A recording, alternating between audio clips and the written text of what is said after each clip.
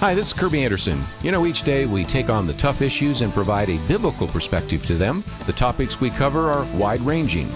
Apologetics, theology, prophecy, creation and evolution, intelligent design, marriage, family, child-rearing, the millennial generation, trends in society, politics, economics, business, religious liberty, the Constitution, public policy, foreign policy, military policy, tensions in the Middle East, abortion, homosexuality, pornography, sexual ethics, media, technology, history, and America's godly heritage. We talk about anything that affects your faith, your family, or your freedom. So don't go anywhere, because Point of View starts right now.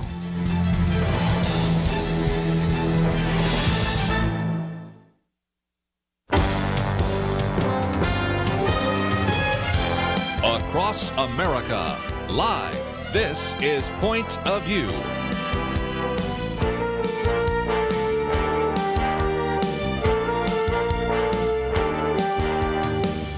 And now, Kerby Anderson. Thank you for joining me. It is the Monday edition of Point of View, and I'm excited about all the things we're going to try to talk about here today.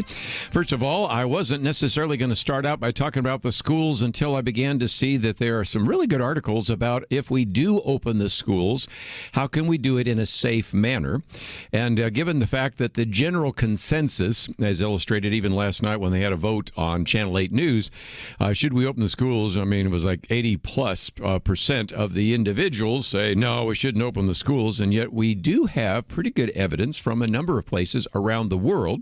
Australia, probably the one I'll use as the best example of where that can be done in a safe manner, and we'll talk about how to do that. But also, I wanted to talk about schools because I had forgotten that my commentary today is entitled Schools, and also it relates to the fact that a very good book that has just come out by an individual by the name of Dr. Thomas Sowell, and a very good article about that, which we've posted on our website by Walter Williams, is out there as well. So, a couple things to talk about in terms of my commentary if you haven't seen it today, because I point out that about 2 weeks ago, schools were kind of in the news, and they were in the news because we had a Supreme Court case that ruled that in a state like Montana, if you provided a scholarship that allowed students to go to a private school, you could not prohibit individuals from using that for a Christian school, and it should have actually been used to eliminate the Blaine Amendment from that Constitution and others.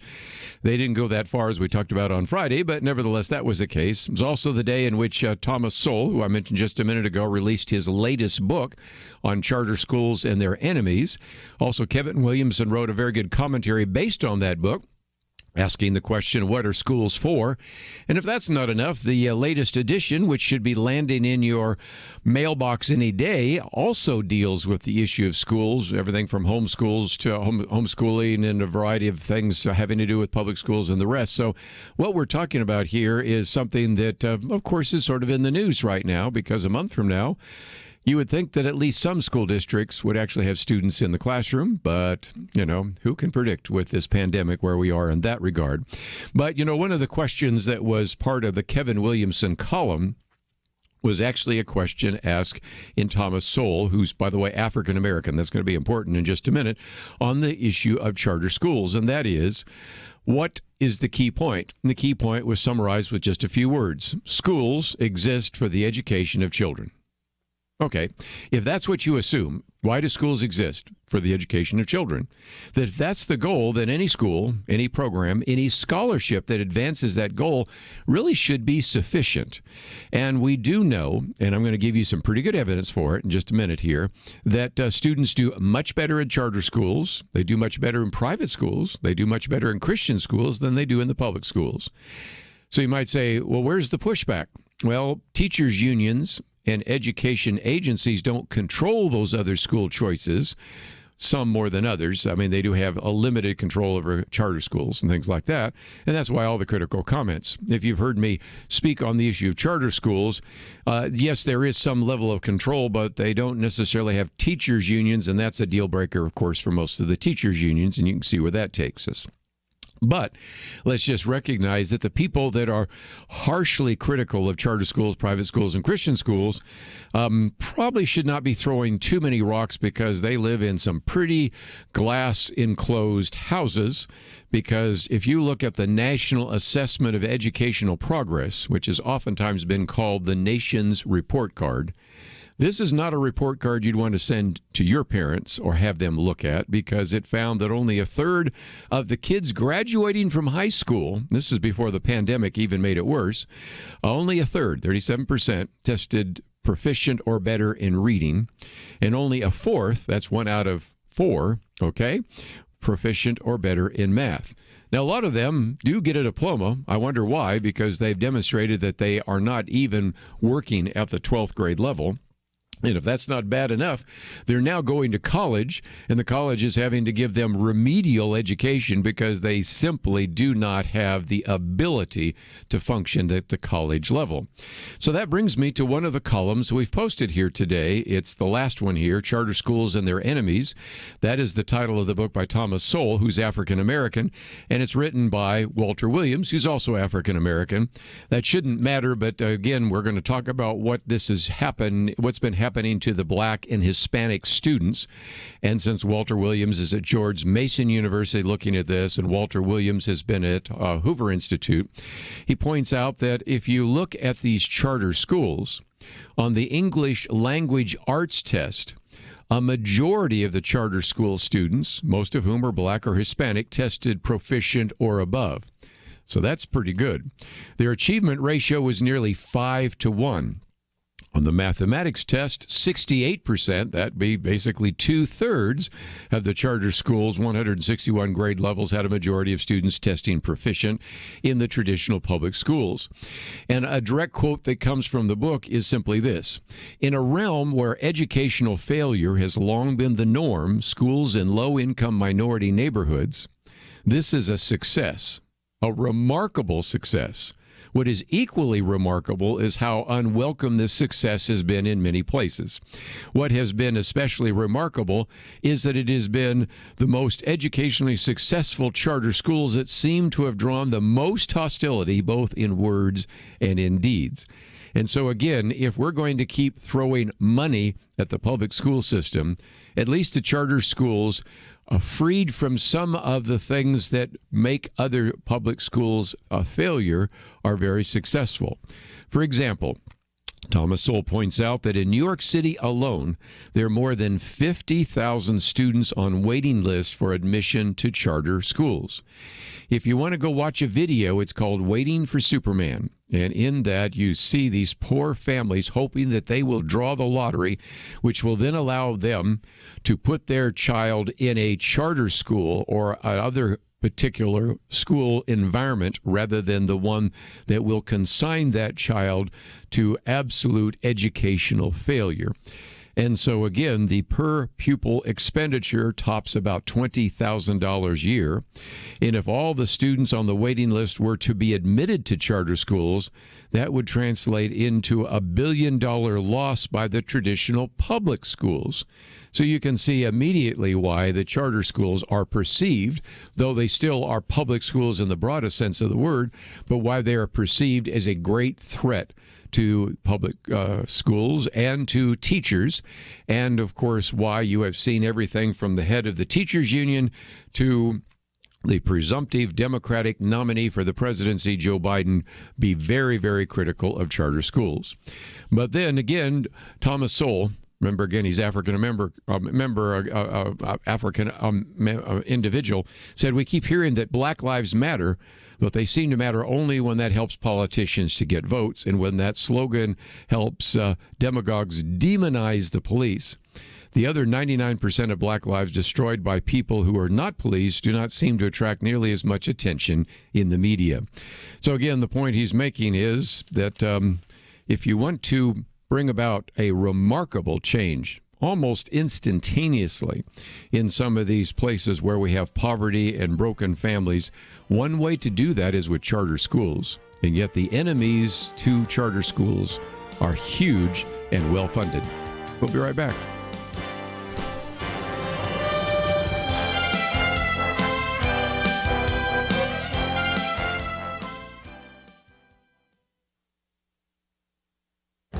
This is Viewpoints with Kerby Anderson. 2 weeks ago, schools were in the news for many different reasons. The Supreme Court ruled in a case involving schools and scholarships. The latest book by Thomas Sowell, Charter Schools and Their Enemies, was released, and Kevin Williamson wrote a commentary that asked the question, what are schools for? The Supreme Court ruled that if a state like Montana provided scholarship programs that allowed students to attend private schools of their family's own choosing, it could not prohibit the funds from being used to attend a private religious school. In the process, it essentially removed the Blaine Amendment. As I explained in my commentary in February, the Blaine Amendment was a failed attempt a century ago to keep Catholic schools from receiving any government funds. More recently, its inclusion in some state constitution has been used to prevent any funds from going to religious schools. The criticism of the Supreme Court's decision brings us to the focus of the book by Thomas Sowell and the commentary by Kevin Williamson. They both make a point that should be obvious but has been lost in all the debate about education. The key point is schools exist for the education of children. If the goal is the education of children, then any school program or scholarship that advances that goal should be sufficient. Students usually do better in charter schools and private schools and Christian schools than in public schools, but teachers' unions and education agencies don't control those other school choices, and that is why all the critical comments. Perhaps they should focus their attention on what is not happening in the public schools. The National Assessment of Educational Progress found that only a third of the nation's 12th graders tested proficient or better in reading. Only 1/4 were proficient or better in math. That seems to me to be a failing grade. I'm Kerby Anderson, and that's my point of view. Take Kerby and the Point of View team with you on the go with the Point of View app. Search for Point of View Radio at the Apple or Google Play stores.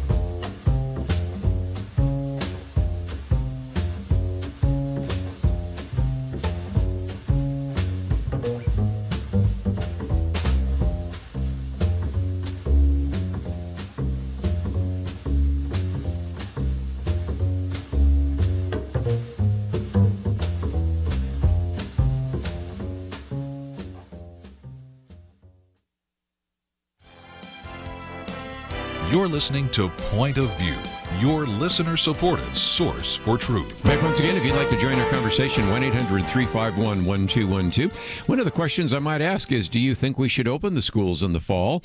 And I'm going to give you at least one attempt to say, if we do, here's some very significant, concrete suggestions on how to do it, based on the fact that right now there are other schools that are open and students are there in other parts of the world. So we'll talk about that in just a minute. This piece by Jim Garrity is always so helpful because he takes the time to interview people. One of those is the head of research for a top 10 hospital in the country. Takes the time to quote from the individual but not put them on the spot. But I love the way he starts out. He said, look, if you think you're having a tough time getting through this pandemic, think about how the world's children are coping. In the United States, in about mid-March, with little warning, school and all youth activities just stopped.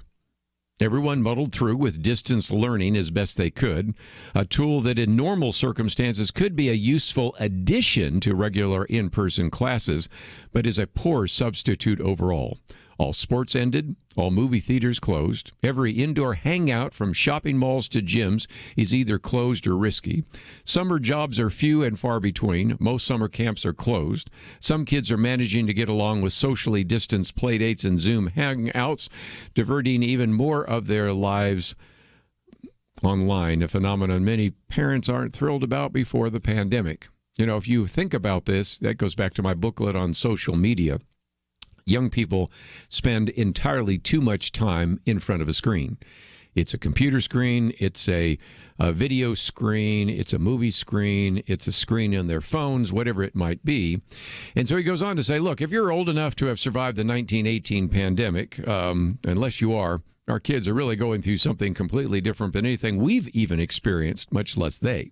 Everyone who studies mental health in children is sounding the alarm. It is not just the fear, the stress, and the anxiety, it's the isolation.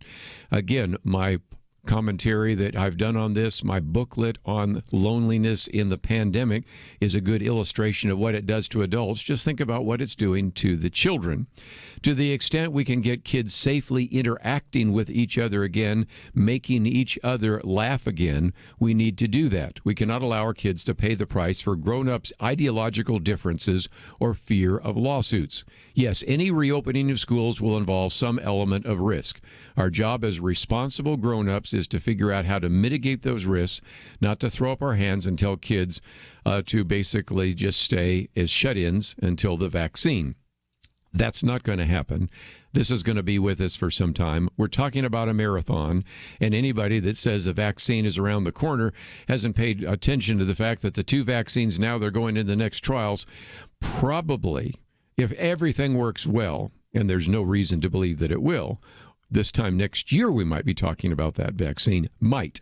Okay, so that's it. Let's just face the reality here. So again, you might say, well, that's just your opinion. You're not really a doctor. You don't really understand pediatrics. Okay, that's probably a fair statement, although I think I might have a little bit of insight there. How about this statement from the American Academy of Pediatrics? Okay, these are some of the best and brightest pediatricians in the country. Now, for them to come up with this statement shows that there was pretty significant agreement, because you put 5 pediatricians in the same room, you're going to get 10 different opinions. I'm just convinced of it. And yet, here's the statement from the American Academy of Pediatrics. All policy considerations for the coming year should start with the goal of having students physically present in school. Why? Because of all the issues we just talked about a minute ago.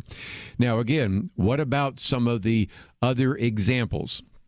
Well, this particular researcher that he's quoting says that we have some evidence now from other places around the world that a reopening did not trigger a second wave of infections. Here's a quote.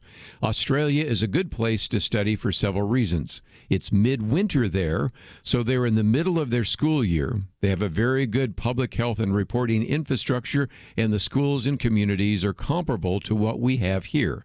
The catch is that their overall case prevalence is less than ours. But you can also look not just at Australia.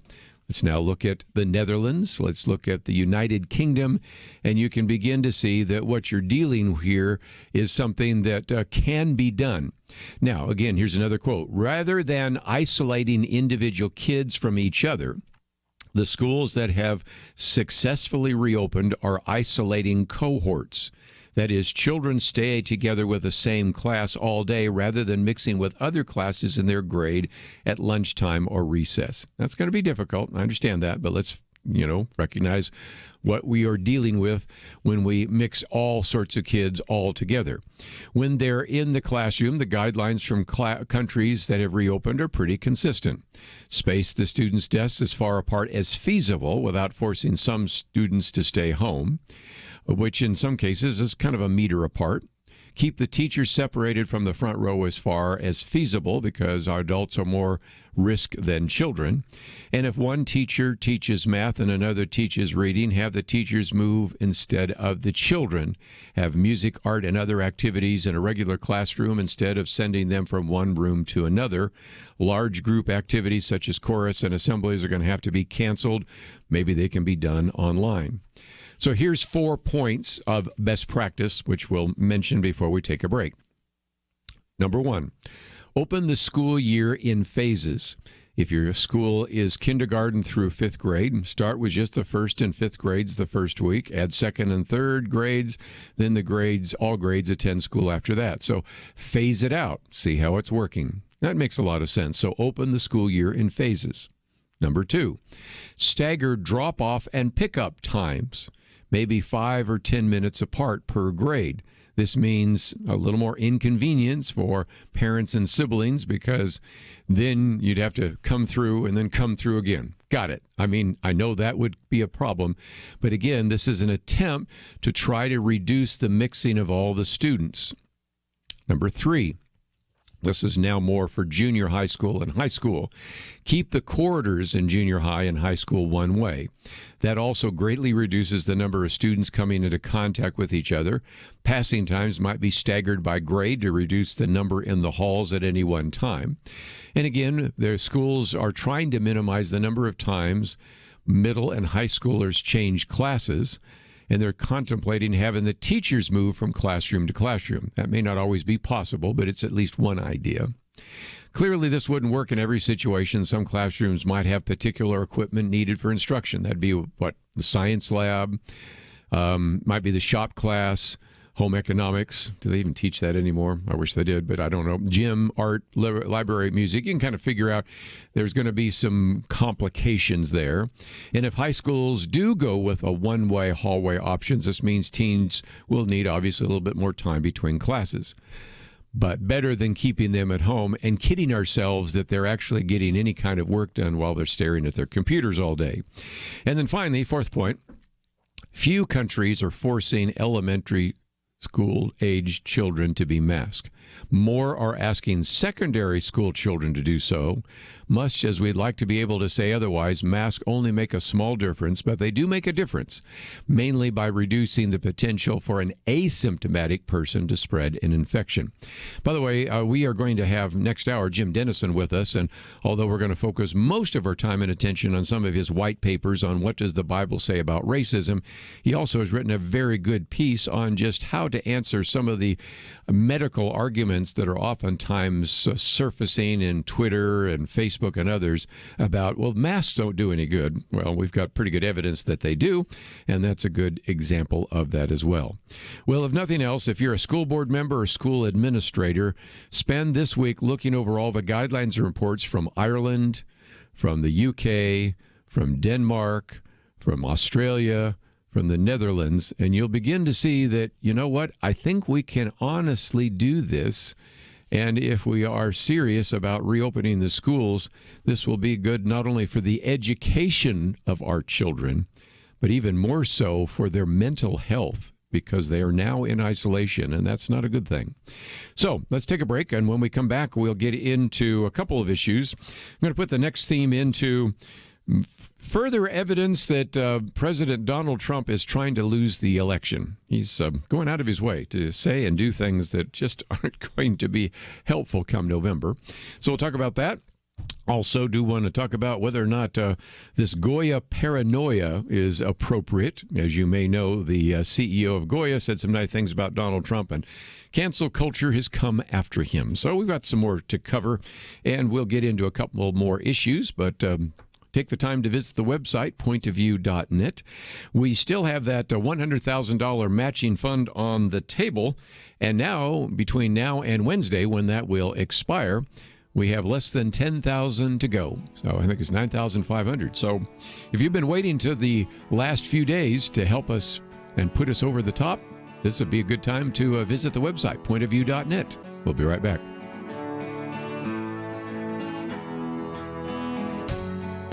The year 2020 has been filled with problems, or let's just call them challenges.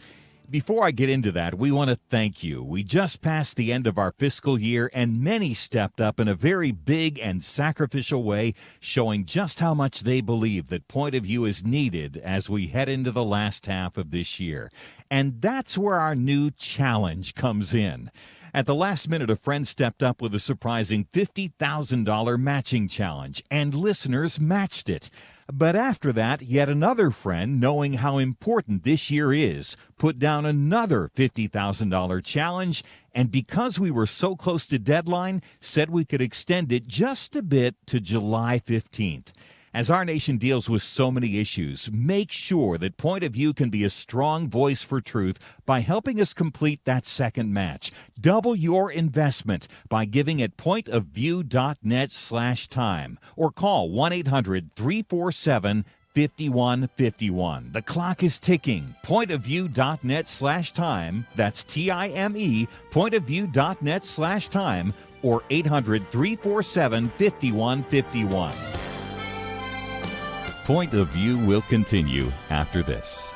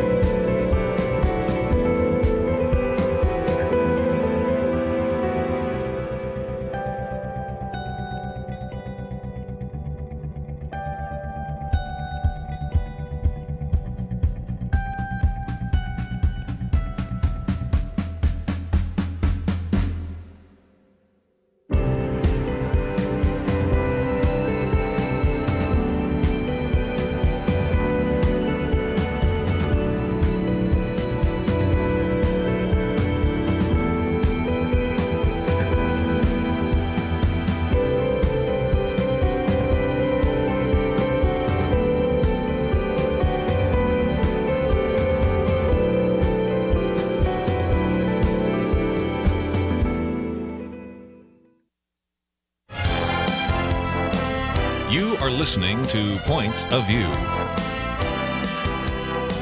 The opinions expressed on Point of View do not necessarily reflect the views of the management or staff of this station.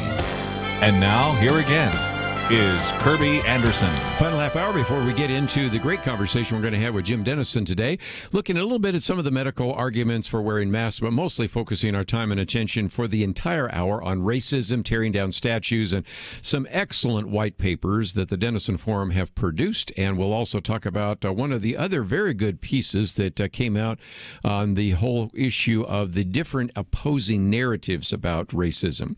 But I thought for just a minute, you got to almost every day say something about President Donald Trump, and he does seem like he is really intent on trying to lose this election. And the best example I can give today is what happened over the weekend, and that is the desire to commute the sentence of Roger Stone. Now, Roger Stone is not exactly an insider for Donald Trump. He's not necessarily the smartest knife in the drawer, as some people have said. He is a little bit of a political player, and I'm sorry for what happened to him, but there wasn't probably a lot of reason why Donald Trump needed to actually commute his sentence, given the fact that presidents are given the power to pardon individuals. This one perhaps is an illustration of the president saying, well, I've got to do this before this man who would go into prison might get COVID-19 and die. So, okay, but here is one that came from the weekend of the editors of one of the news magazines. I believe this one might have been I think that was National Review, and I'll give you one from Wall Street Journal and some others. It says, President Trump has commuted the sentence of Roger Stone. The timing late on Friday suggests internal embarrassment over the move, and we wish there were more. So that's what they think about this issue. Okay, the commutation is a move fully within the president's power, in keeping with a long-established pattern of presidents pardoning or commuting the sentences of associates caught up in special counsel probes, although usually the associates aren't as sleazy as Roger Stone. At least that's what the editors here are saying. We're a long way from George Herbert Walker Bush's pardoning Cap Weinberger, the great Reagan-era defense official who'd been indicted for perjury in a Lawrence Walsh investigation. And they say there is no doubt, though, that Stone was guilty of perjury and a laughably ham-handed attempt at witness tampering. He was justly convicted on these charges and deserved to go to jail. In our system of justice, self-parody is no defense. And the Attorney General, Bill Barr, reportedly opposed this commutation and was right to do so. This act of clemency is made worse by the fact that Stone repeatedly argued that it was owed to him for his loyalty to the president. No, it was not. And again, if indeed Donald Trump was trying to just give the other side more fodder, he just did so. Now, it is really interesting because Andrew McCarthy, who I respect so much, has been on the program with us occasionally, actually tried to, I think he did this with maybe his tongue in his cheek, try to defend some of this because he says Trump spares Stone from imprisonment, sparking howls from amnesiac Democrats. In other words, what he's pointing out is before these Democrats start throwing any more stones, we're back to the glass house problem again. It reminds us, and I'd forgotten about this myself, Bill Clinton pardoned his own brother for felony distribution of cocaine. I'd forgotten about that. Of course, he was also a key witness in the Whitewater scandal for which he and Hillary are under investigation. Of course, we remember, if we were listeners back to Point of View back in the 1990s, that Bill Clinton also pardoned Mark Rich in what was a straight-up political payoff, also pardoned his HUD secretary, CIA director, and a variety of others that were caught in scandals, including some that were in an investigation in the Agricultural Department. And, of course, Clinton also commuted the sentences of convicted terrorists, some of whom hadn't even asked for clemency. But again, what I'd say to Andrew McCarthy, who's on the air, okay, you really had to work hard on this one. When you go to one of the most corrupt administrations in recent memory to say, well, look what they did at Bill Clinton's, administration. So after all, what Donald Trump did isn't that worse. No, it's not. I mean, you can't get much lower than that one. And he does remind us also that Barack Obama also commuted the sentence of a U.S. soldier who passed top secret information to WikiLeaks. That one I can't even understand to this day. He also pardoned his former Joint Chiefs of Staff vice chairman, who'd been convicted of making false statements about a leak of classified information to the New York Times. And finally, Andrew McCarthy, after going through this long list, which is really a sad list, which is one of the reasons I've said on the program before. I recognize that the Constitution does give the president a right to pardon individuals, and I think it has been grossly misused, as evidence in this case. After a couple of pages of this, Andrew McCarthy then finally says, I should here specify that Roger Stone is a whack job. If we're assessing President Trump's job performance, though, it's more damaging that he brought people like Michael Cohen, Paul Manafort, Rick Gates, and Roger Stone into his inner circle. And that, to me, is a lesson maybe we can learn. When you look at some of these administrations that end up facing corruption charges, indictments, impeachments, and the rest, and we're thinking Richard Nixon, we're thinking Bill Clinton, and now we're thinking Donald Trump. Choose your friends more carefully. It's just a principle that if you can learn a vicarious lesson from the presidents, apply it to your own life. You know, every once in a while I get pulled into one of these meetings, and I remember I was pulled into one of these meetings, and I'm with this guy, and I'm thinking, I don't feel good about this guy. He was helping somebody. We were working on a Christian newspaper of all things, and later I found out he went to prison. You know, so sometimes if you get these inklings, you know, your spidey sense comes up a little bit. You're going, I don't need to have those people around me. And I think this is, a sad commentary on this.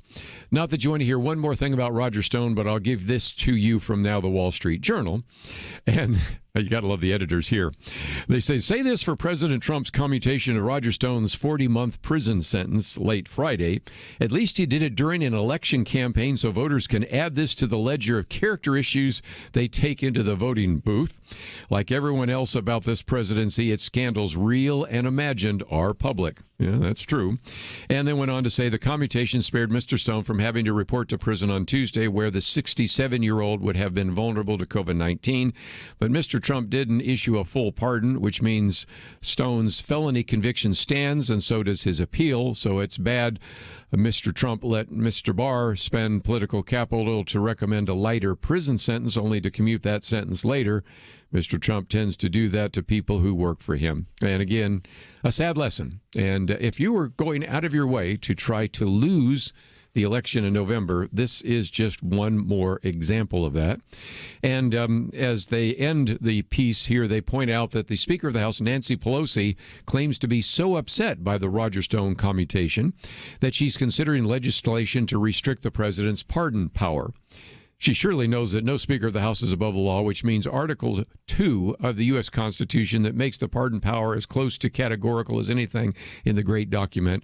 For some reason, she never introduced such a bill when Democratic presidents were pardoning their friends.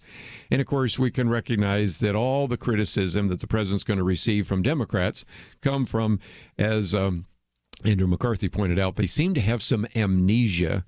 If the presidents that you really like are people like Bill Clinton and Barack Obama, what the president did the other day, which I think was foolhardy at the least, is certainly not at the level of some of the things that have been done by those two Democratic presidents. But, of course, they won't let go of that, and that is the case. The other problem with the Trump campaign right now is they keep pushing on trying to attack the issue of defunding the police. And as I pointed out on Friday, but it's worth mentioning one more time, the most recent Monmouth University poll found that 77% of respondents believe that when the activists use the phrase defund the police, they don't mean defund the police, they mean change the way the police operate. Only 18% believe that defund the police means defund the police. So, Mr. President, until we can turn that around, or until you or some of your surrogates can go out there and turn that around, it is just a particular part of your campaign which is just not working, because the American people, right or wrong, tend to believe that when they hear defund the police, it really doesn't mean defund the police.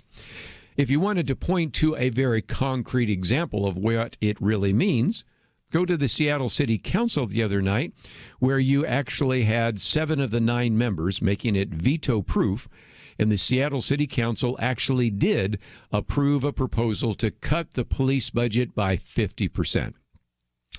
They also have in that piece of legislation to remove Seattle's 911 dispatchers from police control and to try to scale up community-based solutions and then even try to fund community-led process to imagine life beyond policing, whatever that means. So if you want to try to prove to someone that defund the police means defund the police, I think you should point to the Seattle City Council, which has now actually voted to cut the police budget in Seattle by 50%. Not making that up. Check it out. We'll take a break. We got a couple more issues on the table. We'll talk about that right after this.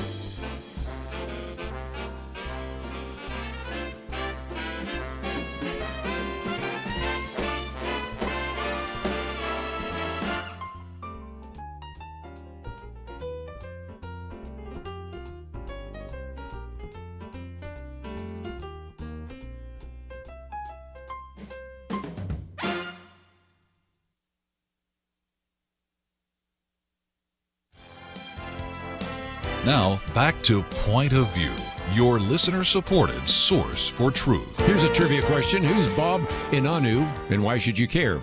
Well, it's a good illustration in the next couple of minutes of media bias and the lack of media context, and that is Bob Inanu, as it says here in this particular piece in the Wall Street Journal, must have missed the memo.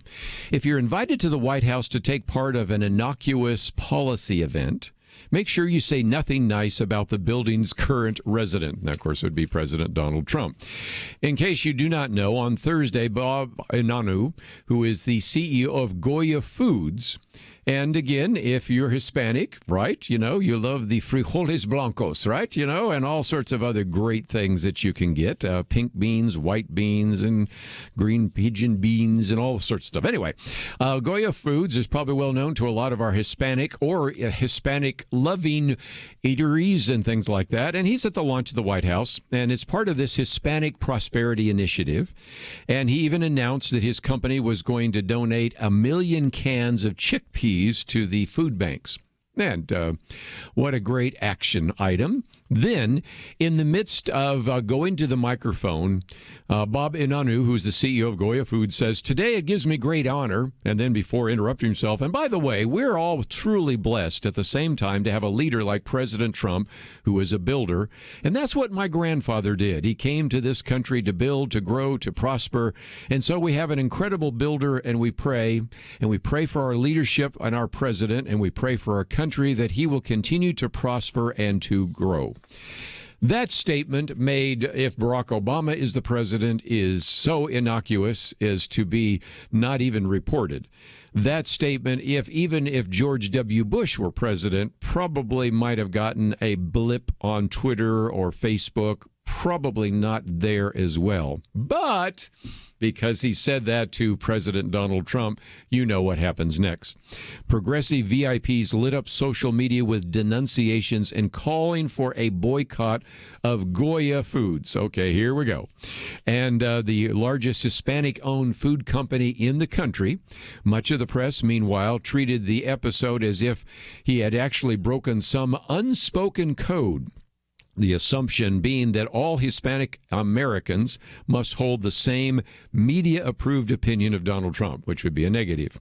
Now, interestingly, if you're not familiar with him, I think you're going to hear a lot more about Goya Foods in the next couple of days. You're going to hear a lot more about Bob Inanu.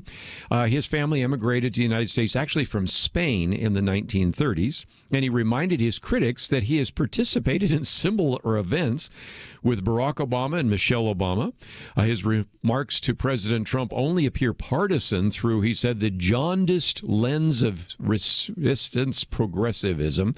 That's actually what the editor said there. And he was just offering some polite words of commendation to his host, the President of the United States. But, of course, as they point out, we don't live in those times in which those kinds of positive statements can be made. So, of course, then this massive boycott has been announced, and it hasn't seemed to play out quite so well. But you've got enough corporate leaders now that are out there, and so as a result, they are running scared.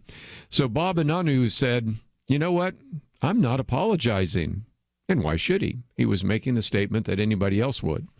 So my action item for you today is if you happen to like some of these kinds of beans, and I'm talking about pink beans and green pigeon beans and small white beans and many of the other Goya foods that are available, when you're at the grocery store today, buy some Goya food. Rather than just letting this boycott fester, let's just have a boycott. Simple enough, right? I mean, why not? We did this, of course, when people wanted to boycott Chick-fil-A. And so then we said, well, let's just have a boycott. Let's just have everybody go to a Chick-fil-A restaurant. And that boycott kind of faded real quickly. So if you wanted to do something positive, and besides, these are pretty good things, and you can have some great Mexican food. And, of course, most of you listening this hour probably like to hear and eat and participate in Tex-Mex. There's my action item for you as well. And again, that illustrates a little bit of media bias, but there's another evidence of media bias, and it came out the other day when the New York Times, this is the headline from the New York Times. It says, churches were eager to reopen. Now they are a major source of coronavirus cases, which is not true. If you look at that, you would say that's hyperbole. After you read the two articles I have in front of me here, you would say this is an outright unmitigated lie written by somebody that probably hates churches. But don't take my word for it. Let's just go to a couple people. Ed Stetzer, for example. He says, first of all, churches have cooperated. So to say that this is the case is really going far beyond that, because at most you can come up with about 600 cases of the coronavirus linked to 40 churches. put this in perspective. There are 300,000 to 350,000 churches in the country, and this all goes down to 40 churches. Some of which, by the way, are run by pastors who are not very smart and did not follow CDC guidelines. So, okay. But this is nothing like what the hyperbole would actually justify, which gets to the second point by Ed Stetzer. It is strange at best to use like major and erupted when describing 600 cases. You could easily have written an article with the headline, "Of the 3 million cases of coronavirus, only 65 are traced back to churches." You see how this game gets played? Then the article also overstates the obvious. 236 of those cases actually are linked to one church in Oregon. It's a Pentecostal church, not trying to run down the Pentecostals, but here is where they had hundreds of worshipers singing and dancing and jumping around and doing all sorts of things, almost daring to get infected, and they did. Number fourth, this kind of article causes people to dismiss important information.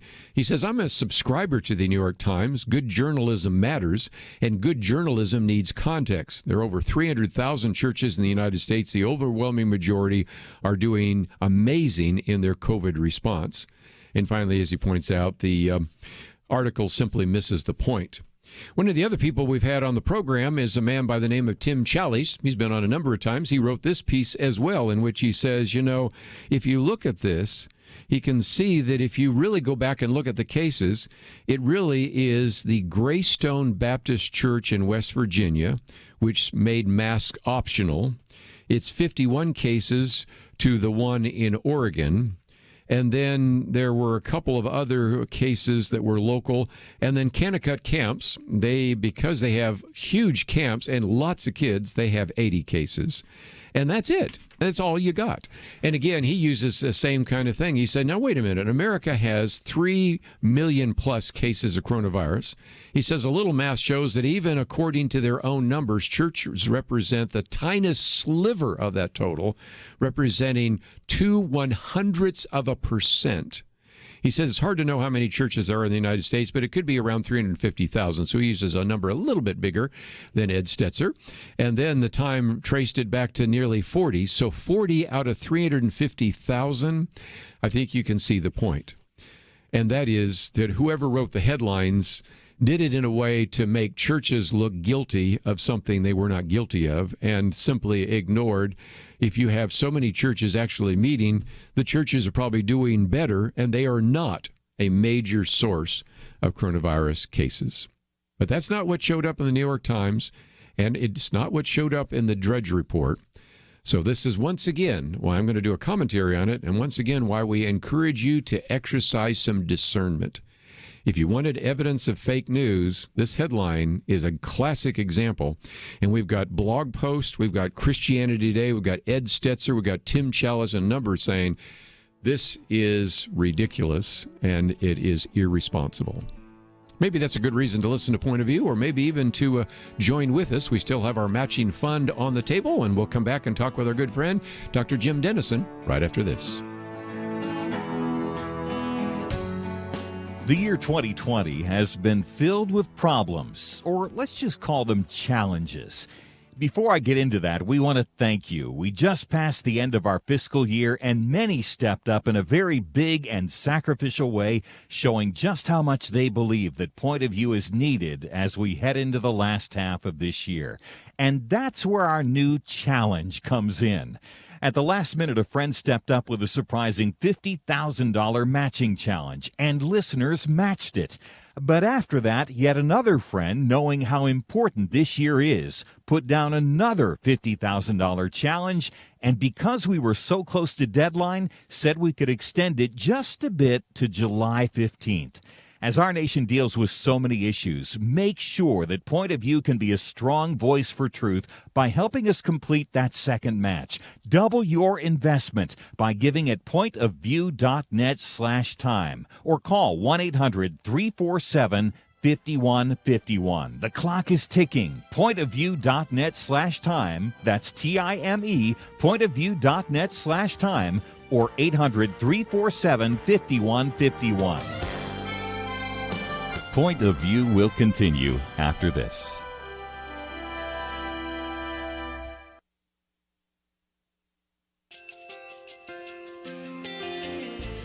I just want to thank you so much for all the wonderful programming you have. You're just absolutely fantastic. I recently started listening to Point of View, and I really found it interesting because of the different subjects you cover. Thank you for that. I really appreciate everything that you do in keeping us informed. Thank you, Kerby, for everything that you have been doing. I appreciate all the work that you're doing, advocating for the Word of God. Thank you so much. Point of View, I think, is absolutely necessary because it's a Christian perspective, a biblical worldview perspective, and receive very current, up-to-date information about what is really going on, week to week in our culture, which is changing so rapidly, and yet it's morally sliding backwards.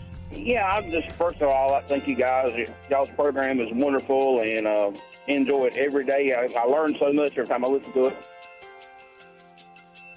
Point of View Radio Talk Show.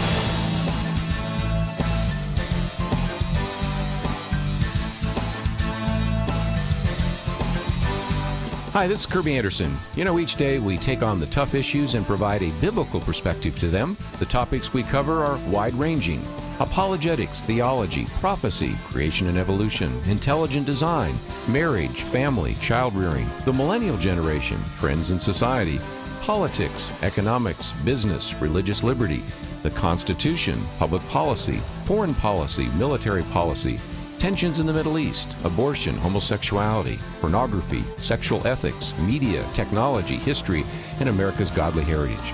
We talk about anything that affects your faith, your family, or your freedom. So don't go anywhere, because Point of View starts right now.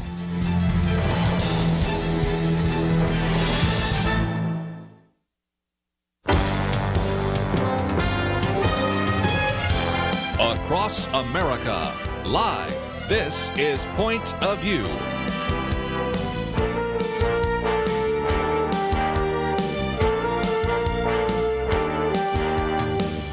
And now, Kerby Anderson. Thank you for joining me today. It is the Monday edition of Point of View. Hope you had a great weekend. And over the next couple of hours, we're going to, first of all, spend some time with our good friend, Dr. Jim Denison of the Denison Forum. And we're going to talk about racism. And one of his very good white pages is actually this white paper, What Does the Bible Say About Racism? We have a link to that on our website. He has more recently written one, What Does the Bible Say About Removing Statues? So we'll get into all of this over the next hour.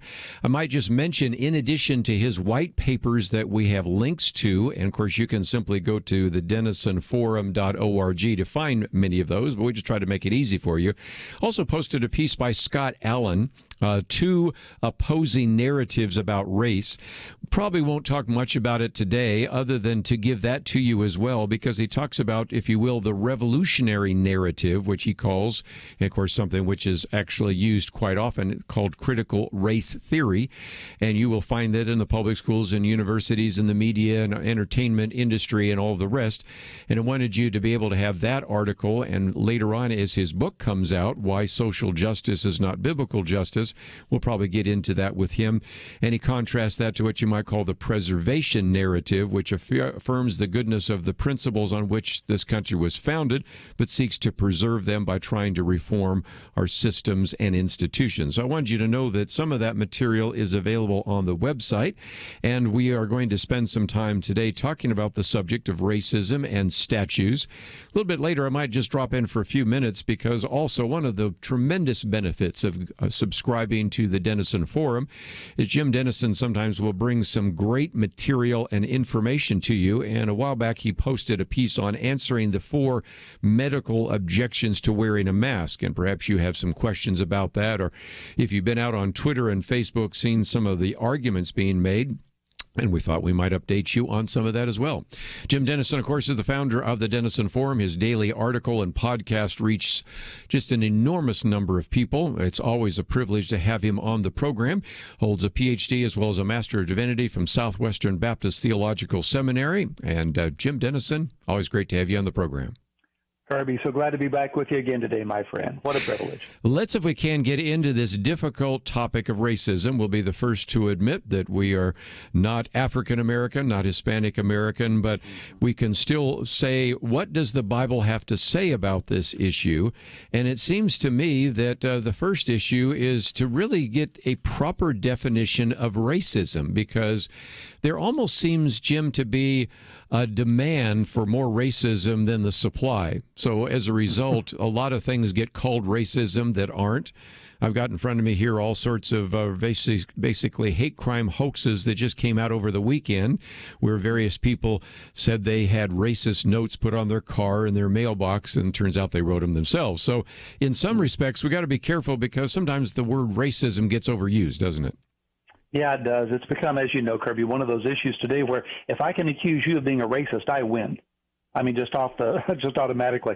To be a racist is a horrible thing, obviously. I mean, has always been, should be a horrible thing. And so if I can just make that accusation, if I can lump behavior under that category, under that umbrella, well, then I immediately win kind of the rhetorical high ground, or kind of the conventional wisdom victory over all of this. So got to be really clear in this, or other. We run the risk of watering it down in such a way that we really don't deal with the issues that really do exist in this country, the issues for which we really do need to be making a difference. And I do want to point out that you, in your white paper, have some good examples, and I have some even in my booklet, of where sometimes people have racial prejudice, or maybe they have bought into racial stereotypes. And I don't want to call them racist, but they certainly need to check their own attitude. So even while we're, on the one hand, dismissing some of the overuse of the term racism, on the other hand, I think all of us need to listen more and maybe reevaluate some of the values and ideas that we have, because in your paper you've given us some pretty good examples where sometimes some racial stereotypes are being perpetuated, aren't they? Absolutely, even where I live in North Dallas. In fact, I have a very dear friend. He was one of our worship leaders at the last church I pastored. He leads worship when we go to Israel, and just one of my favorite people in the world, one of the most brilliant people I know. He's African American, and he's really been guiding me to understand all of this. The first thing I began to understand in talking with him, Kerby, is that I really don't understand. Just as a male, I can't understand what it is to be a female. I've been married for 40 years, for which I'm so very grateful. But after 40 years, I really can't tell you that I understand what it's like to live life as my wife does. I don't know what it's like. She and I were talking the other day. We were walking in the neighborhood, and we passed some guys, and I saw a kind of funny look on her face and asked her what it was, and she said they were kind of leering at her as we were walking by them. Well, I never have to think about that. That's just not anything that's part of my experience per se. She lives with that every day. She lives every day with going out to her car when she leaves the store, knowing where her keys are, looking around at what's around her, being aware of her surroundings in a way that I'm not. All that to say, I don't know what it's like to be female as male. I don't know what it's like to be an African American as a white American. And my neighbor, my friend in North Dallas, has been helping me to understand that. He walks into our drugstore in our community, and he has to make sure he's not wearing a hoodie and not wearing sunglasses. And even still, he'll probably be followed through the store by an employee. His daughter was going door to door in our neighborhood last year, selling tickets to a theater production in one of the local Christian high schools. She knocked on one person's front door, and the woman called the police.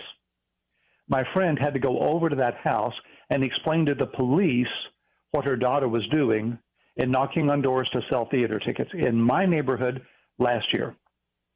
I can't understand his experience and what his family has been through and the realities of this on so many levels in our country.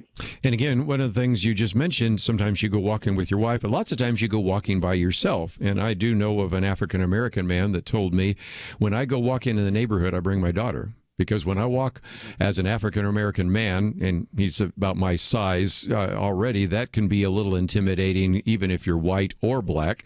But then you become a black man in the neighborhood. But when you walk with your daughter, it's a different kind of situation. And so those are some issues. And you do point out, and there is pretty good evidence that people with black-sounding names sometimes had to send out more job applications than people with white-sounding names to get a callback. I know that I've seen Ben Shapiro respond to some of that had to do with issues of maybe economic status as well as race, but it just again illustrates that if you really want to be sensitive, you need to kind of understand those issues. But let's take a break. When we come back, I want to get your thoughts about, how does the Bible address this issue of race? Because we see in Acts 17 that it says God made from one blood every nation. So in some respects, he's obviously there. We see Paul trying to teach the Athenians that they came from the same source of creation. And yet we have throughout history seen that there has been a tendency sometimes for one particular ethnic group, one particular political group, one particular racial group to exercise superiority over another. And so I want to try to kind of get a sense of how do we really define race, and I would have to say that it maybe is becoming a less precise term for a lot of different reasons, which we'll talk about after the break. But if you find yourself wanting to get a little bit more of the great insight that you can get from Dr. Jim Denison, we have a couple of his papers on what does the Bible say about racism, what does the Bible say about removing statues, and we'll get into this in a little bit more detail. And of course, we're going to open up the phones to give you a chance to join our conversation. 1-800-351-1212. We'll continue our conversation with Jim Denison of the Denison Forum right after this.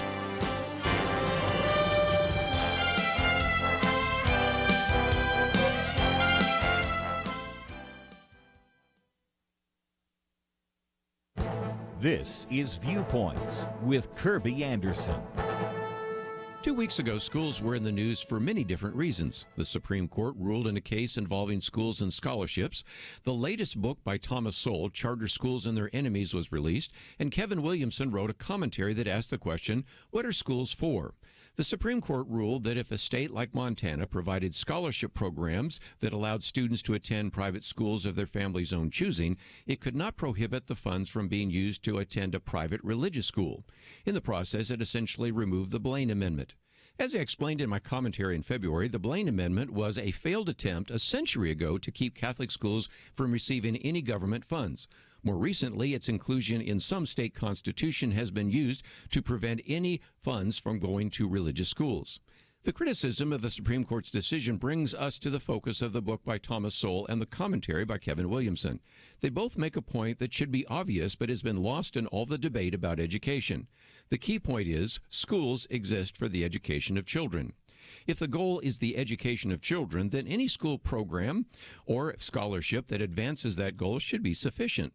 Students usually do better in charter schools and private schools and Christian schools than in public schools, but teachers' unions and education agencies don't control those other school choices, and that is why all the critical comments. Perhaps they should focus their attention on what is not happening in the public schools.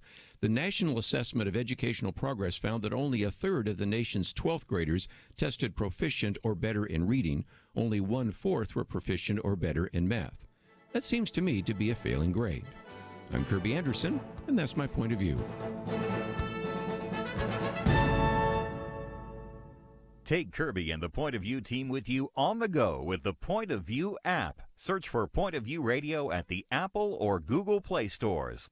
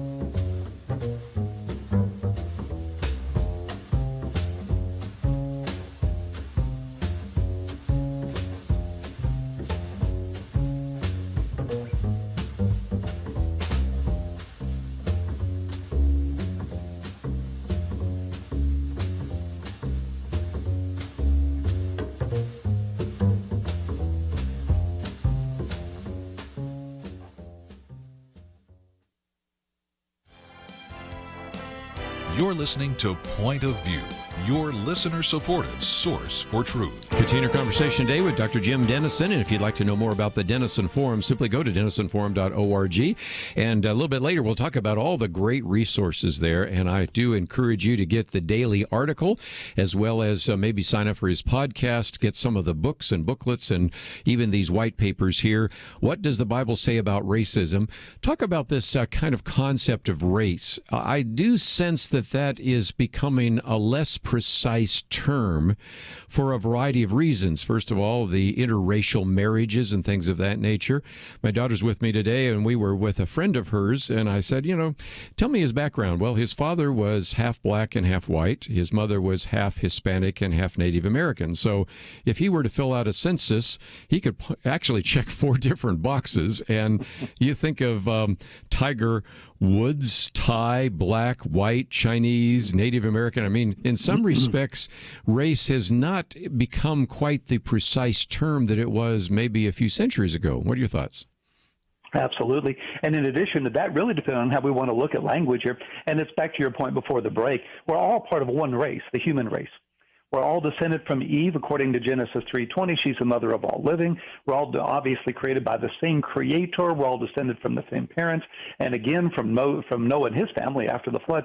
So in a very real sense, we're all part of that same human race. You could say we're different ethnicities more than you could say we're different races in that kind of biblical sense.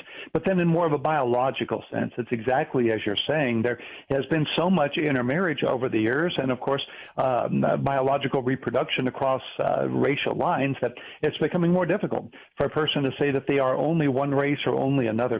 There was an article in the New York Times the other day in which a woman who calls herself African American nonetheless speaks of having had white ancestors who raped her great-great-grandmother and so forth in such a way that she would be mixed race in that sense and sees the color of her skin as a daily reminder of what her parents and grandparents and great-great-grandparents went through, that sort of thing, relative not only to her race, but also to even rape across racial boundaries back especially a few generations ago. So all that to say, Kerby, it's a very difficult thing, really, for many people to say specifically what race they are, whether that's Anglo or that's Hispanic or Asian. Those are much broader categories than is necessarily the case for many people today. Let's get into some of the material that you have here, because one of the things you say is Paul abolished all racial and social discrimination for Christians. And it seems to me that the book of Galatians, especially Galatians 3, really helps us understand that what before we saw as significant barriers, because back then there were barriers between slave and free, and certainly between individuals that were circumcised and uncircumcised, between those who were Greek and Jew, those who are Scythian and barbarian. So talk through that, because it seems to me that that is a very important principle that, if nothing else, seems to suggest that the ground is level before the cross of Jesus. Absolutely, Kerby. You picked what I think is the most foundational statement in all of Scripture relative to this conversation. When Galatians 3:28, Paul says that there's neither Jew nor Greek, there's neither slave nor free, there's no male and female, for you're all one in Christ Jesus. We read that today in our context, through our cultural lens, and we think, well, he's just making kind of generic statements. Well, actually, as you said, he's picking up the largest divides in his day. The Jews felt like God made Gentiles so there'd be firewood in hell. In fact, there were Jewish leaders who refused to allow Jews to help Gentile women in childbirth because that would just bring another Gentile into the world. Well, that's because the Gentiles had been persecuting the Jews for so many generations, going back to the Egyptians in bondage, and then the Assyrians and the Babylonians and the Persians and the Greeks and the Romans. And so there'd been enormous enmity between Jew and Greek. You come to slave and free in the Roman Empire. There were times when slave outnumbered free as much as 3 or 4 to 1. Some say even 8 to 1 in some parts of the Roman Empire. And so slave and free was very much a division of the day. And male and female in the first century, tragically, women were the possessions of men. The daughter belonged to her father until she was married, and she belonged to her husband. And there was no sense of equality of women, unfortunately, tragically, in their culture. So for Paul to come along and say, there's neither Jew nor Greek, there's neither slave nor free, there's neither male nor female, is really tearing down these divisions, these dividing walls of his day. You apply that principle to today, and you make the same point. God loves all of us equally. God is love. His Son died for each of us. God so loved the world. God cherishes each of us. In fact, St. Augustine said it this way: God loves each of us as if there were only one of us. And that's true of each of us today. Well, again, one of the things I love about Jim Denison is you never avoid a controversy, and you also take on the issue of slavery. And one of the points you make, actually 2 points I thought I'd pick out: free Christians viewed slaves as their equal. That takes us into a maybe not a often read New Testament book of Philemon. And then also not a single New Testament leader owned slaves, even though they had the resources for that. So what about this? Because, of course, one of the darkest stains, perhaps the darkest chapter in American history, is slavery. We have the 1619 Project and all the rest. But if you go back to the New Testament and see how Christians addressed slavery, what can we learn there? Yeah, thank you. I'm actually writing a white paper on that. That'll be up perhaps later this week. It'll be the companion to the paper I wrote on statues, this one specifically on slavery. And I'm looking at slavery in the American context, but also in the biblical context.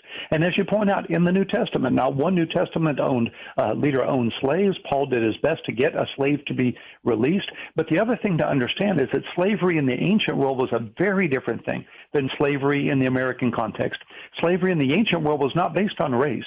It wasn't based on enslaving a person on the context of their skin color or their perceived to be inferior status from a racial perspective.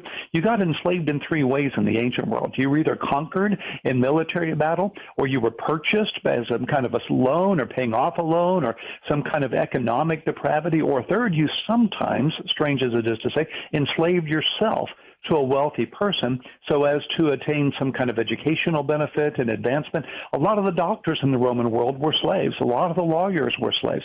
Nothing like the Jim Crow laws of our day, nothing like chattel slavery. Not for a second doing anything to condone that, of course, but just to try to say, as my paper will say, that slavery in the Roman world was very different from slavery today. And even still, the New Testament did everything it could to abolish that practice and laid principles in place that led William Wilberforce and others ultimately to abolish slavery in the Western context. Just before we take a break, let's talk about maybe a few of the theological facts. First of all, we're all created in God's image, and then later on you go on to talk about the fact, because that is the case, that each person is equally valuable to God. And so what I think is that you have very good reason to say that any person who has any kind of racial superiority for whatever reason, it kind of takes us back to Romans 12, that you should not think of yourself more highly than you ought, or not think of another individuals in more inferior than it is, because the theological basis for equality and the idea to reject slavery and racism and all of that is sinful is the fact that every individual is created in God's image. Exactly so. When we understand the sanctity of all life from conception to natural death, then we understand that every person is equally valuable before God and should be equally valuable in our eyes. We understand each other the way that God understands us, and that ultimately is the solution here. Friedrich Nietzsche, as you know, talked about the will to power as the basic drive in human nature, this drive for power that goes all the way back to Genesis 3. You will be God. You will be your own God. Well, I might be inferior to my African-American neighbor that I mentioned before on any level. He might be superior to me academically, might be superior to me intellectually, but if I'm a racist relative to skin color and I consider myself to be his superior by virtue of the fact that I'm white and he's black, I'm enforcing this will to power. I'm finding a way to feel superior when actually I feel inferior. And that's sin. That's the essence of sin. That's why racism, if it's defined as discrimination on the basis of racial prejudice or on the basis of racial boundaries, is sin. It goes all the way back to Genesis 1. Each of us created in the same image of the same Father. Again, if you want to find that particular piece, which is What Does the Bible Say About Racism, it is available. When we come back, we'll talk about what does the Bible say about removing statues, and we'll get into a couple of other issues. And if you'd like to join us, 1-800-351-1212. Let me just mention that when we came to the end of our fiscal year, June 30th, we had one individual that gave us a matching fund and said, you know what, I will extend it to July 15th, which is Wednesday. By the way, that's when your taxes are due. And so I just got from Warren Kelly an update that we are just still lacking about $9,500. So hopefully over these next 3 days, if you can make a gift, we can meet that match and let our individual know that we have been able to do so. And so the matching fund is still on our website, pointofview.net, and it's a dollar for dollar match, which means if you would like to make a gift of $100, becomes $200.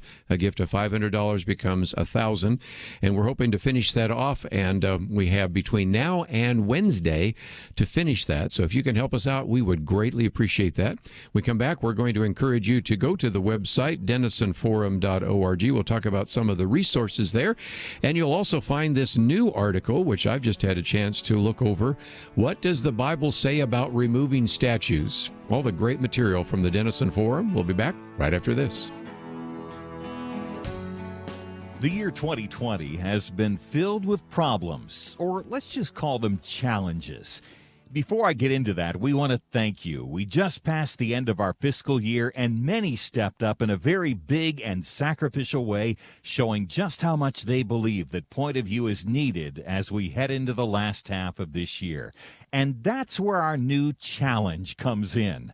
At the last minute, a friend stepped up with a surprising $50,000 matching challenge, and listeners matched it. But after that, yet another friend, knowing how important this year is, put down another $50,000 challenge, and because we were so close to deadline, said we could extend it just a bit to July 15th. As our nation deals with so many issues, make sure that Point of View can be a strong voice for truth by helping us complete that second match.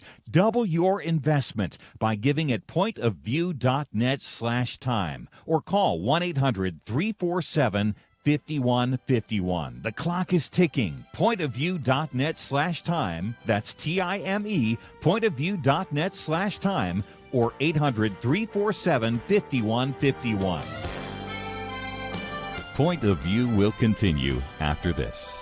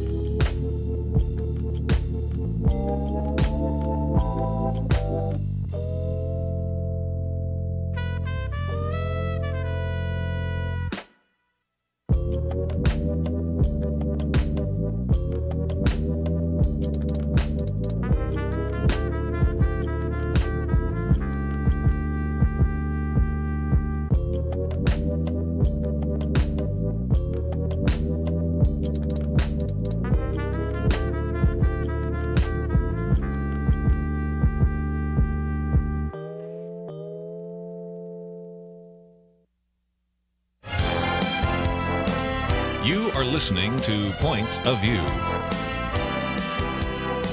The opinions expressed on Point of View do not necessarily reflect the views of the management or staff of this station. And now, here again, is Kerby Anderson. Continue our conversation today with Jim Denison of the Denison Forum. If you go to denisonforum.org, you will see that you can subscribe to his daily article. A couple of things that have already posted. One was a former football player dove and caught a child dropped from a burning building, joining God and sharing love that changes the world. And then what John F. Kennedy and C.S. Lewis have in common today, climbing the staircase one step at a time. And, of course, there's also a link to your most recent piece on what does the Bible say about removing statues. But Jim Denison, before I take a phone call, talk about what is available on your website, because there's some great resources for our listeners. Thank you, Kerby, so much. Always so kind to ask me that. So we exist as a ministry to equip Christians to think biblically about cultural issues. That's why I'm so grateful for your ministry. We have so much alignment together between what we do, and it's such an honor to do this with you. So I write every morning a daily article, as we call it. It goes out 5 days a week, gets out by 6 in the morning, based on that day's news, goes out to about 250,000 subscribers around the world. And then through the website articles that I write, to website articles, Facebook articles, in addition to that, the tweets that we send, the material that we post on Instagram and Twitter and other places, our total reach is about 1.6 million as our audience for Denison Forum. We're part of a larger ministry called Denison Ministries, which has First 15. That's a devotional resource. It has Christian parenting, which obviously helps parents to raise children and know and love the Lord. So a pastor's view is our brand that helps pastors to process cultural issues more effectively. My wife's Bible study materials are at her website, janetdenison.org, and all of that together comes to an audience of about 3.2 million people around the world. Well, again, let's take some phone calls. If you'd like to join us, 1-800-351-1212. Head to Daryl first. Thank you for joining us today. You're on with Dr. Jim Denison. Yes, sir. Hello? Yes, Daryl, go ahead. Yes, I wanted to ask the doctor about the monument. He's talking about the monuments being taken down. I'd like to know what does that have to do with the church, and I would like to know that. I would like to know what he thinks about graven images that the Bible talks about, that we should not worship graven images. And I would also like to ask him about what his opinion about slavery and what do the Bible say about slavery, and do he think Jesus Christ would be acceptable for people owning slaves, and would he think that black men are animals and property?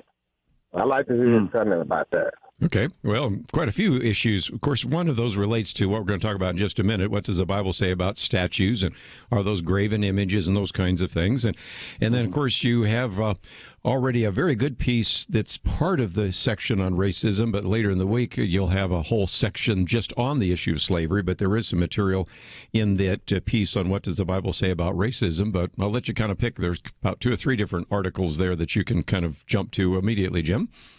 Yeah, thank you. First of all, I'm so grateful for Daryl's call and for his interest in this and his passion for it as I share that. And so grateful for that. As regards graven images, you find that in the Bible. You find the second commandment being that we not worship an idol, that we not construct something in the place of God, of course. You think of Moses taking down that golden calf in the Old Testament. You think of them worshiping that brazen image of that serpent at some point, where an image became an idol in that context. And so certainly there is this example that we have in Scripture of worshiping no one but God, of allowing nothing to be in the place of God, whether that's visual and physical or not. I can make my computer an idol. I can make my technology an idol, my car an idol, I suppose. Anything that I worship ahead of God becomes an idol. And when that happens, obviously that's a graven image that has to be removed in that sense. And so there's an application of that that's in the paper relative to the question of removing statues themselves. Statues can be used as a means to a larger purpose. If they're used to remember something that happened here of historic significance, or if they're used to honor that which is good. Russell Moore, in one of his articles on this, points out that you could see, for instance, a stained glass representation of David, King David, in a church. And if that's honoring David as the psalmist, David as the slayer of Goliath, David as the great king, David as the progenitor of Jesus, then that's, of course, a valuable and trustworthy thing to kind of call attention to his life and try to emulate that.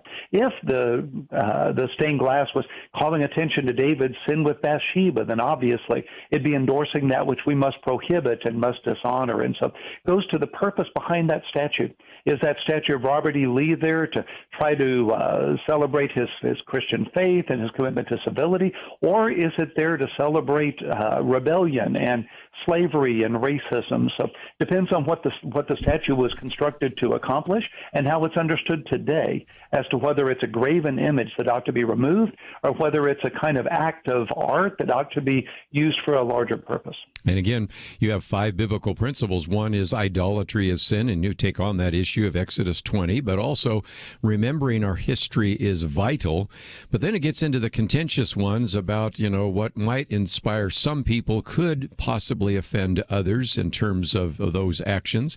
And I came across this just the other day, since you mentioned Robert E. Lee, because you go back in when they were proposing a memorial at Gettysburg in 1869. I recognize that Robert E. Lee died the next year, but he said, I think it wiser not to keep open the sores of war, but to follow the examples of those nations who endeavored to obliterate the marks of civil strife, to commit to oblivion the feelings engendered. And so, he actually said that his conviction, when you talked about some of these monuments, is maybe it would just be better not to try to host something that would be divisive in the nation. So here at a time when some people are saying, well, maybe we need to pull down the statues of any Confederate general, including Robert E. Lee, he had some questions about it himself, which I thought was kind of intriguing. He really did. In fact, it's interesting to me that then years after the Confederacy is not that time when most of those statues were built.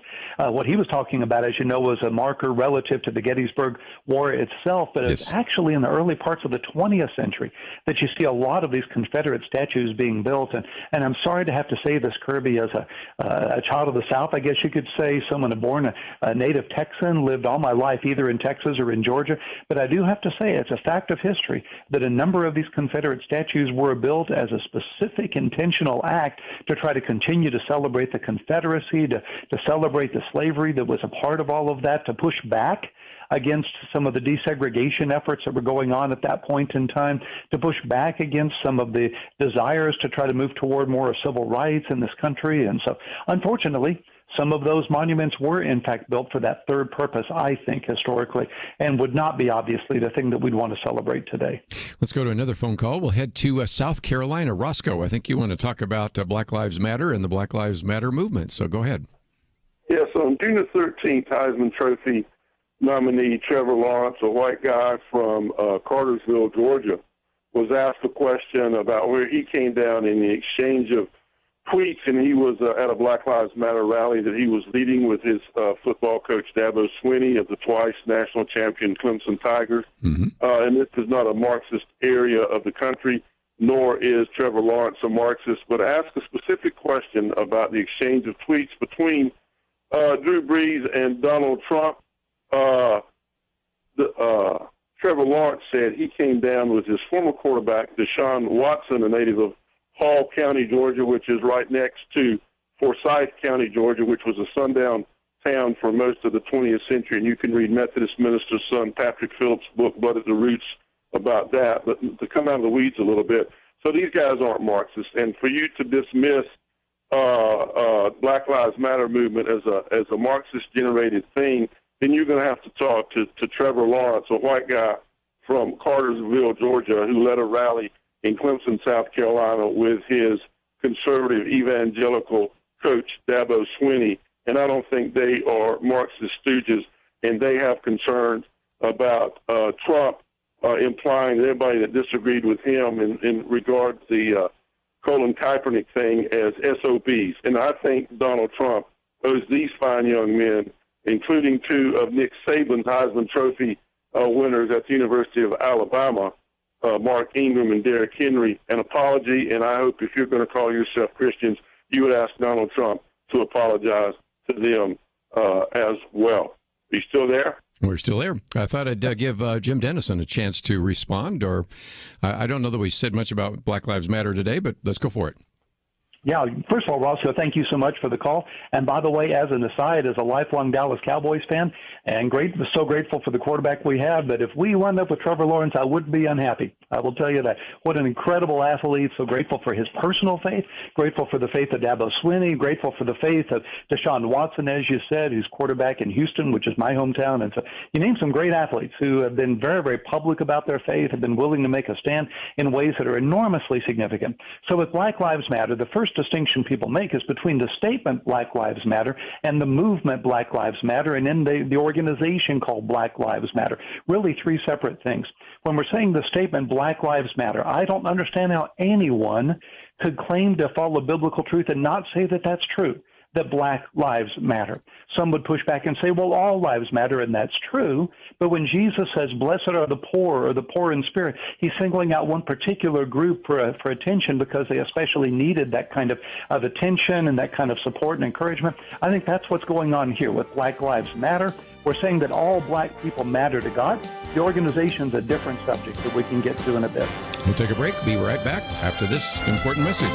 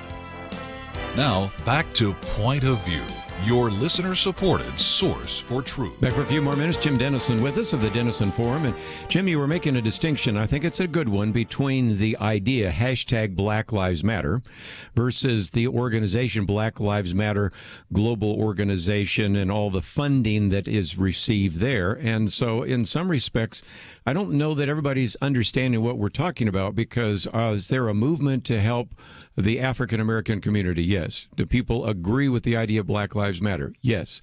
Is that different than the organization and some of the founders who themselves have referred to themselves as trained Marxists? And I think that's a distinction that a lot of people seem to be missing. But what are your thoughts? I agree with you exactly at that point, Kerby. And that's really a lot of the issue that's behind some of this. If I stand up, if I'm Trevor Lawrence, and I say, look, all Black lives matter, all lives matter, but especially Black lives matter, and you come along and say, well, you're therefore a Marxist because some of the three original founders of the Black Lives Matter movement said that they were themselves trained Marxists relative to their own educational experience, then obviously that's a fallacy. Obviously, you're accusing me of agreeing with statements that I may or may not even be aware exist relative to a group that I'm not endorsing. It's a movement I'm endorsing. It's an ideology that I'm endorsing. And so it's really an unfair thing to say that everybody who says Black Lives Matter or participates in the events relative to the protest movement, that sort of thing, are themselves Marxists. At the same time, it is a fact. Anybody that wants to go to the Black Lives Matter content itself, go to the organization, look at the founders, look at their own educational experience, would know that they themselves call themselves trained Marxists. And so it's two really separate things, or really three. There's the statement, there's the movement, and there's the organization. And as we understand the difference in those, we can say that obviously racism is sin, that we want to stand against racism, that Black Lives Matter, without necessarily believing in or endorsing everything that the founders themselves happen to believe. One of the things I always appreciate about you is having been a pastor and then having developed a whole section of the Denison ministries dedicated to that. What would you say to our listeners right now that are in positions of authority? Maybe they're a pastor, maybe they're a Bible study teacher, a Bible fellowship leader, a small group leader, because if indeed we recognize that there are still racist ideas out there, there's an idea of racial superiority that some people might have, how can we address this? It seems to me that sometimes there's silence because this is just another one of those controversial issues that a pastor won't address. And yet I believe we should wade into these areas and actually give biblical pronouncements. What would you suggest? Absolutely. That's the time to be prophetic relative to the issues of the day and the culture, to show people the relevance of God's word to every issue that we face. And I think we can do it on three levels. The first level is on a personal level. If the people listening to us right now don't have a close friend to cross a racial boundary, let me urge you to pray about that, to ask God to lead you at that point, and to build that relationship with somebody that can help you understand their experience as they can understand your experience, and you can get that kind of interracial, kind of relational kind of foundation that's just going to be vital to understanding life in America today through a different set of eyes, through a different set of experiences. Then on a second level, I'd be asking, what can my influence do about this? How can I help my Sunday school class, my Bible study class, the church if I'm leading this, to understand ways that we have a kingdom assignment here? What is it that we could do that could be proactive in this context? What could we do relative to racial discrimination in our culture, in our particular community? And then third, I'd be looking for partnerships. What could our church do with a church across perhaps a racial boundary that we could do together as partners to a larger purpose, whether that's building a house or that's working with something having to do with after-school latchkey programs or something that might be necessary in the context of poverty? How could my church and some other church partner together to advance the kingdom in a way that demonstrates to the world that John 3:16 is still true and it's still relevant today? Very good. Just before we run out of time, we did mention that you have published a piece that's actually part of the daily article on answering some of the medical objections to wearing masks. And I think because of the work that you've done with, for example, Baylor Scott and White Health as one of their resident scholars for ethics, you've had a chance to kind of dig into this. But without getting into the details, because people can go to your website and find some of this, I find it interesting that at a time when you're still seeing people posting articles in Facebook or Twitter really raising question about masks, it's coming at a time when we've got more peer-reviewed scientific articles in The Lancet, which is kind of the preeminent medical journal of the UK, in the New England Journal of Medicine.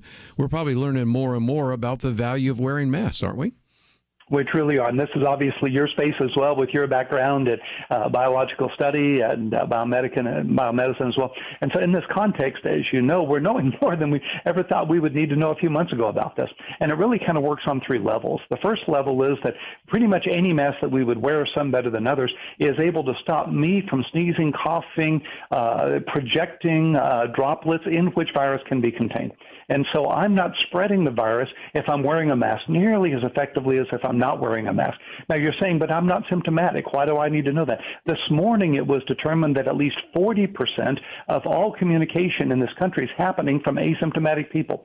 People that either are pre-symptomatic, they'll look sick in a couple of days, but not now, or they never will demonstrate symptoms. That's 40%, some say 50% of all cases are coming that way. So I could have the virus right now and not know it. If I refuse to wear a mask, I'm in essence endangering you.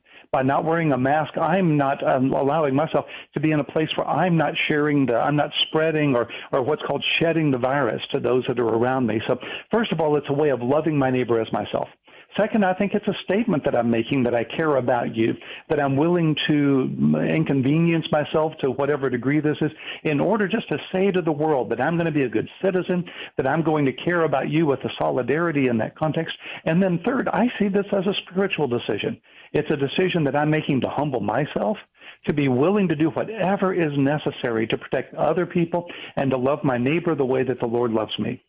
Well, again, if nothing else, I encourage people to go to the DenisonForum.org, and you can find many of these articles about racism, statues, one coming out on slavery later in the week. So just some great resources if you want to know more about masks, or also just see how, again, Dr. Jim Denison, with his incredible biblical insight, can take some of the issues in the news and give you a biblical perspective. It is what I call a must-read, and that's one of the reasons why we wanted to give him an hour today here on Point of View. So, Dr. Jim Denison, thank you so very much for joining us, and I always look forward to the next opportunity. Kerby, such a privilege to be with you. I'm so grateful for you, for your ministry. I would endorse you to those hearing us today with such gratitude. Well, thank you so very much. Dr. Jim Denison has been with us. Let me just give you a kind of a program note. A little bit later in the next hour, we'll be talking with John Kingston. His book is called American Awakening, and it looks at 8 principles to restore the soul of America. Do you think the soul of America needs to be restored? Yes. As a matter of fact, this weekend I was teaching on the whole issue of prayer and revival in America, because do you think we need revival? Yeah, we need that too. So those are some topics we'll be talking about in the next hour. And so if you find yourself saying, I'd like to find some of these things that you've been quoting from, 2 of those articles by Jim Denison, also one by Scott Allen, that's kind of a preview of his book coming out on the whole issue of social justice and looking at 2 different narratives about race, one related to this idea of critical race theory. And if you've never heard of it before, or maybe you have a young person that went off to college and imbibed in it greatly, and you'd like to know how much could I maybe respond to some of that, it's one of the many articles we've posted. And also this one, while we're talking about masks, herd immunity may be closer than you think. So that is a piece. Also, I did talk about in a previous hour charter schools and their enemies. So there's just some great material that is available on the website, pointofview.net. But if you've been with us, you know a couple of weeks ago we were actually talking about the need for support before the end of our fiscal year, which is June 30th. And we had an individual that actually said, you know what, I'll put forward a matching fund. And at first it was going to end on June 30th, but he said, now let me extend it to July 15th, which is Wednesday. So we are still about $9,500 short. So if you would like to put us over the top, you can do so. We'll be back right after this. The year 2020 has been filled with problems, or let's just call them challenges. Before I get into that, we want to thank you. We just passed the end of our fiscal year, and many stepped up in a very big and sacrificial way, showing just how much they believe that Point of View is needed as we head into the last half of this year. And that's where our new challenge comes in. At the last minute, a friend stepped up with a surprising $50,000 matching challenge, and listeners matched it. But after that, yet another friend, knowing how important this year is, put down another $50,000 challenge, and because we were so close to deadline, said we could extend it just a bit to July 15th.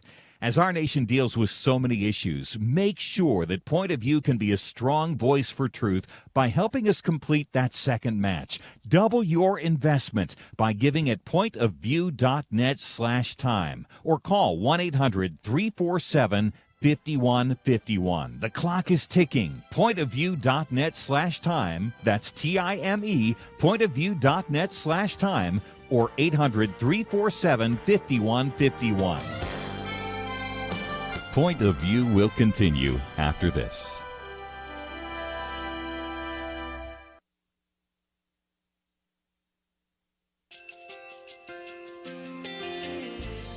I just want to thank you so much for all the wonderful programming you have.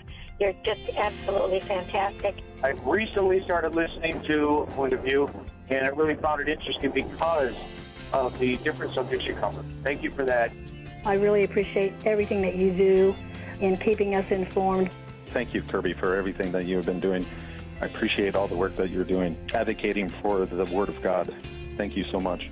Point of view, I think, is absolutely necessary because it's a Christian perspective, a biblical worldview perspective, and receive very current, up-to-date information about what is really going on, week to week in our culture, which is changing so rapidly, and yet it's morally sliding backwards. Yeah, I'm just, first of all, I thank you guys. Y'all's program is wonderful, and enjoy it every day. I learn so much every time I listen to it. Point of View Radio Talk Show.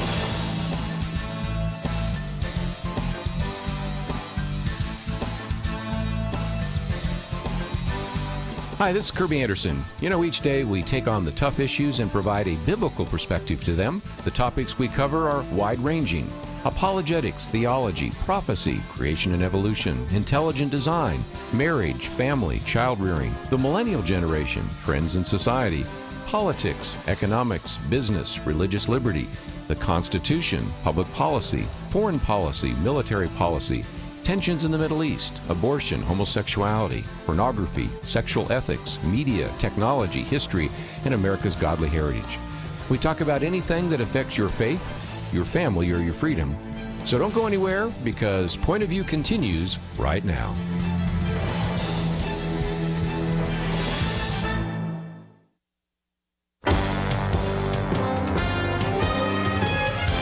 Across America, live.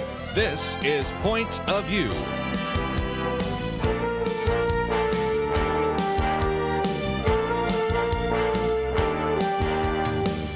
And now, Kerby Anderson. Thank you for joining me for the Monday edition here of Point of View. We're going to spend some time looking at a couple of issues in the news, and then we'll be talking in just a few minutes with John Kingston. His book is entitled American Awakening. Many people say it might be a playbook for America's great pandemic bounce back, but the subtitle is 8 Principles to Restore the Soul of America, and we certainly need to do that. But I thought I might real quickly point to my commentary today on schools, because it correlates very much with one of the articles I've posted on charter schools and their enemies. And that is, a couple of weeks ago, you might remember, we were really focusing on the schools because there was a Supreme Court case about the so-called Blaine Amendment that would argue that if indeed, as the Supreme Court ruled, that you provide a scholarship for individuals that want to go to a private school, you also have to make that available for a Christian private school. Just because it's Christian should not be prohibited from having a scholarship.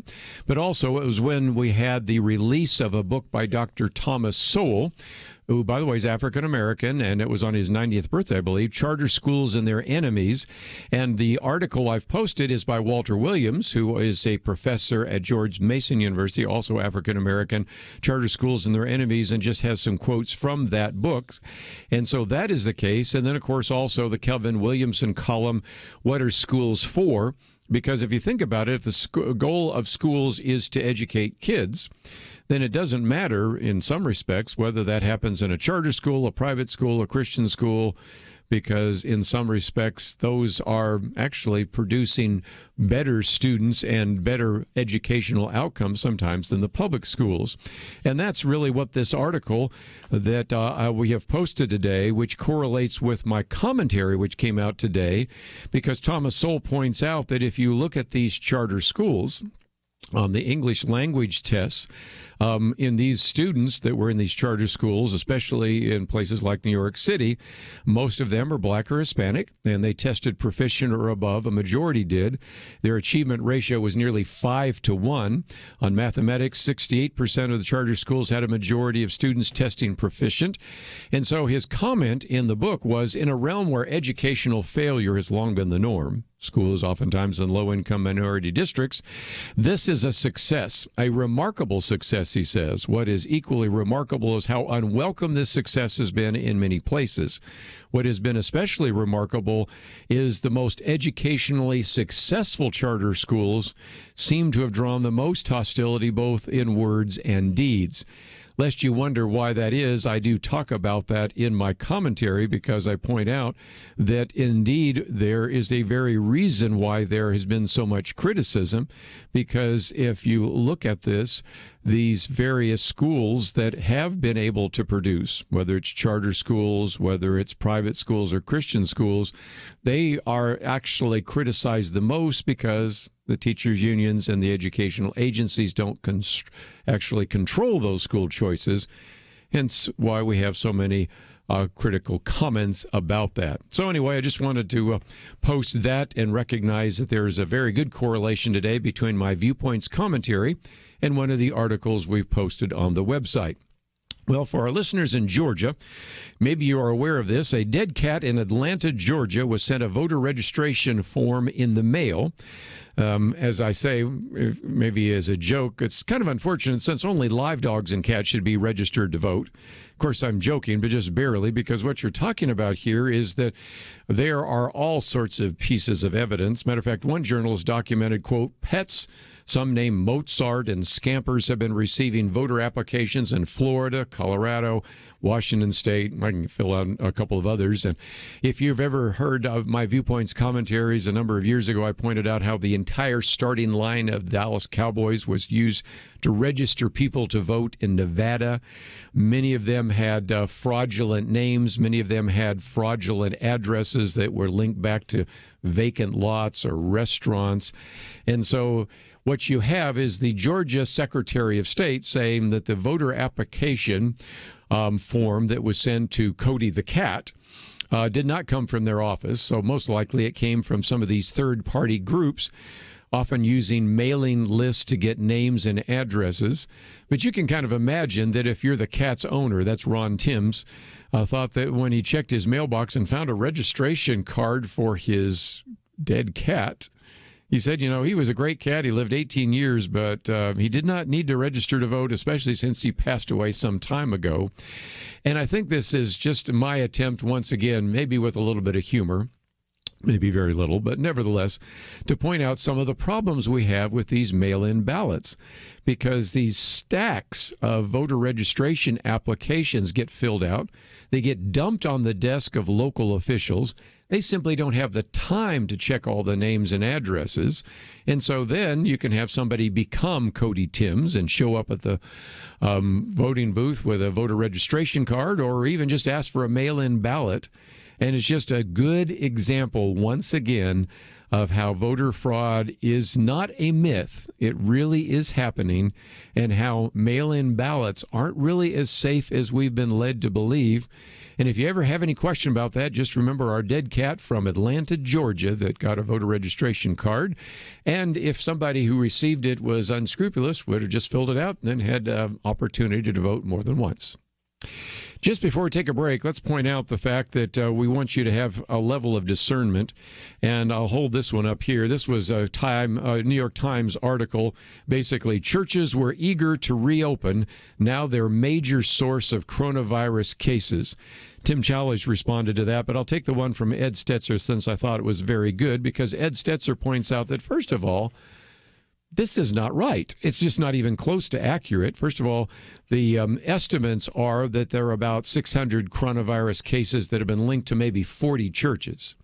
Okay, we have 3 million people that have the coronavirus. 600 compared to 3 million, 40 churches compared to 350,000 churches. First of all, he points out that churches have cooperated.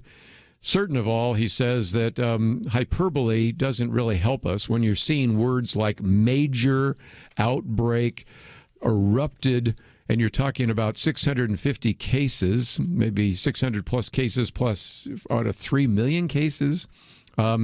Then 236 of those cases come from one church in the state of Oregon, which was really trying to actually show that they couldn't get the virus, and they did. They're singing and dancing and hugging and doing all sorts of things.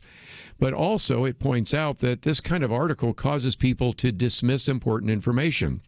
Ed Stetzer says, I'm a subscriber to the New York Times. Good journalism matters, and good journalism needs context. There are over 300,000 churches in the United States. The overwhelming majority are doing amazing in their response to the COVID pandemic. And finally, of course, the article misses the point. And it's just a good example of why you just need to exercise some discernment, even when you read the headlines for the New York Times.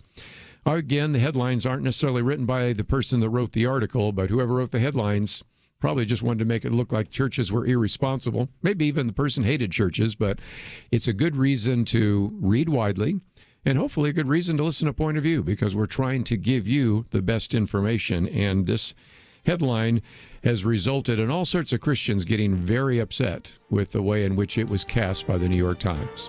Let's take a break. We're going to talk about American Awakening right after this.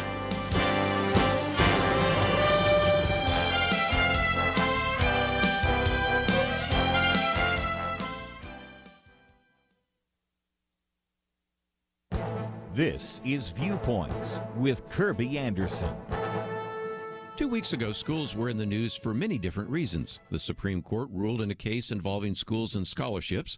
The latest book by Thomas Sowell, Charter Schools and Their Enemies, was released, and Kevin Williamson wrote a commentary that asked the question, what are schools for?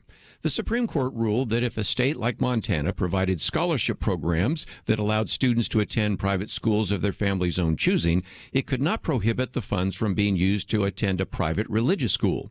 In the process, it essentially removed the Blaine Amendment. As I explained in my commentary in February, the Blaine Amendment was a failed attempt a century ago to keep Catholic schools from receiving any government funds. More recently, its inclusion in some state constitution has been used to prevent any funds from going to religious schools. The criticism of the Supreme Court's decision brings us to the focus of the book by Thomas Sowell and the commentary by Kevin Williamson. They both make a point that should be obvious but has been lost in all the debate about education. The key point is schools exist for the education of children. If the goal is the education of children, then any school program or scholarship that advances that goal should be sufficient. Students usually do better in charter schools and private schools and Christian schools than in public schools, but teachers' unions and education agencies don't control those other school choices, and that is why all the critical comments. Perhaps they should focus their attention on what is not happening in the public schools. The National Assessment of Educational Progress found that only a third of the nation's 12th graders tested proficient or better in reading. Only 1/4 were proficient or better in math. That seems to me to be a failing grade. I'm Kerby Anderson, and that's my point of view.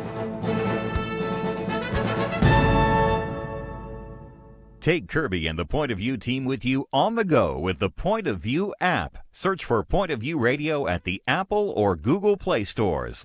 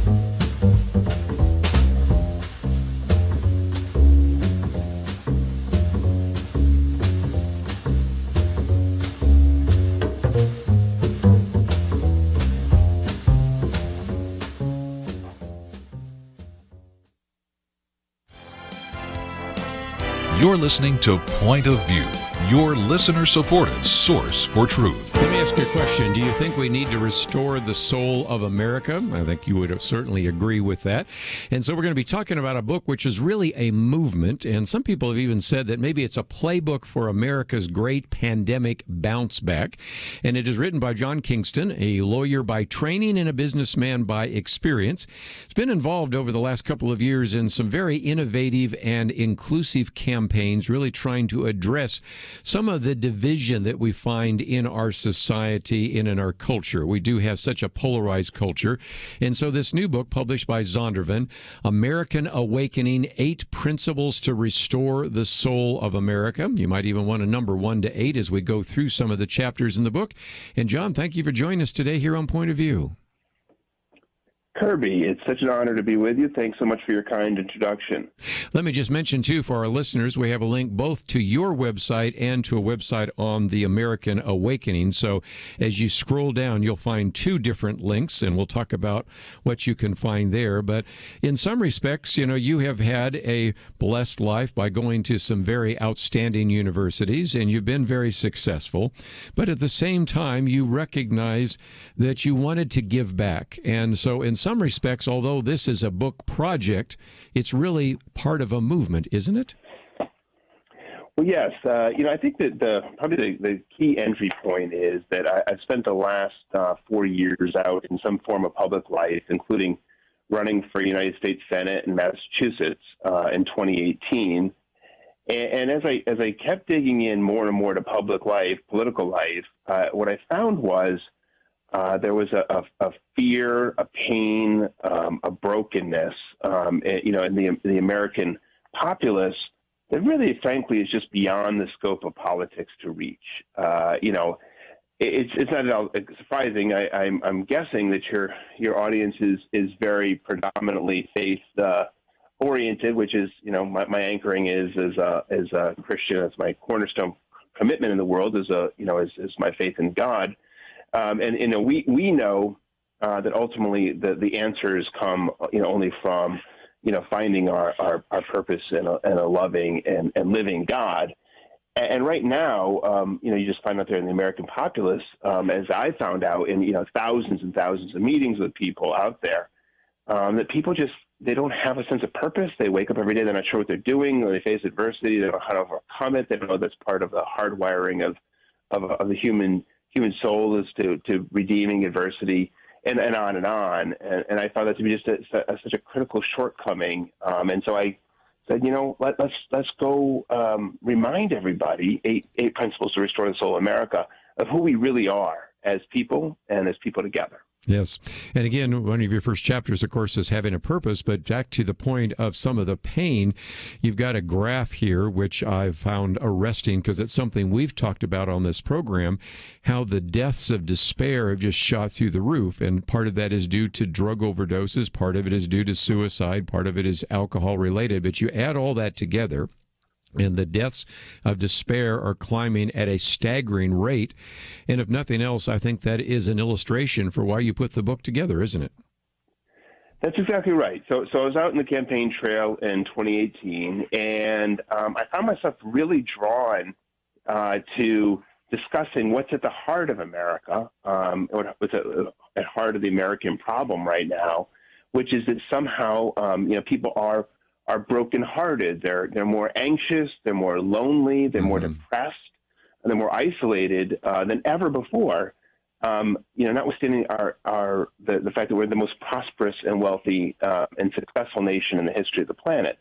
And at that time, of course, this was before coronavirus and before the most recent wave of racial reckoning and the issues that we're wrestling with. So I said, my goodness, why don't we get to talk about what's really going on instead of having, relatively trivial arguments about, something like, and the arguments about, just use an illustration here.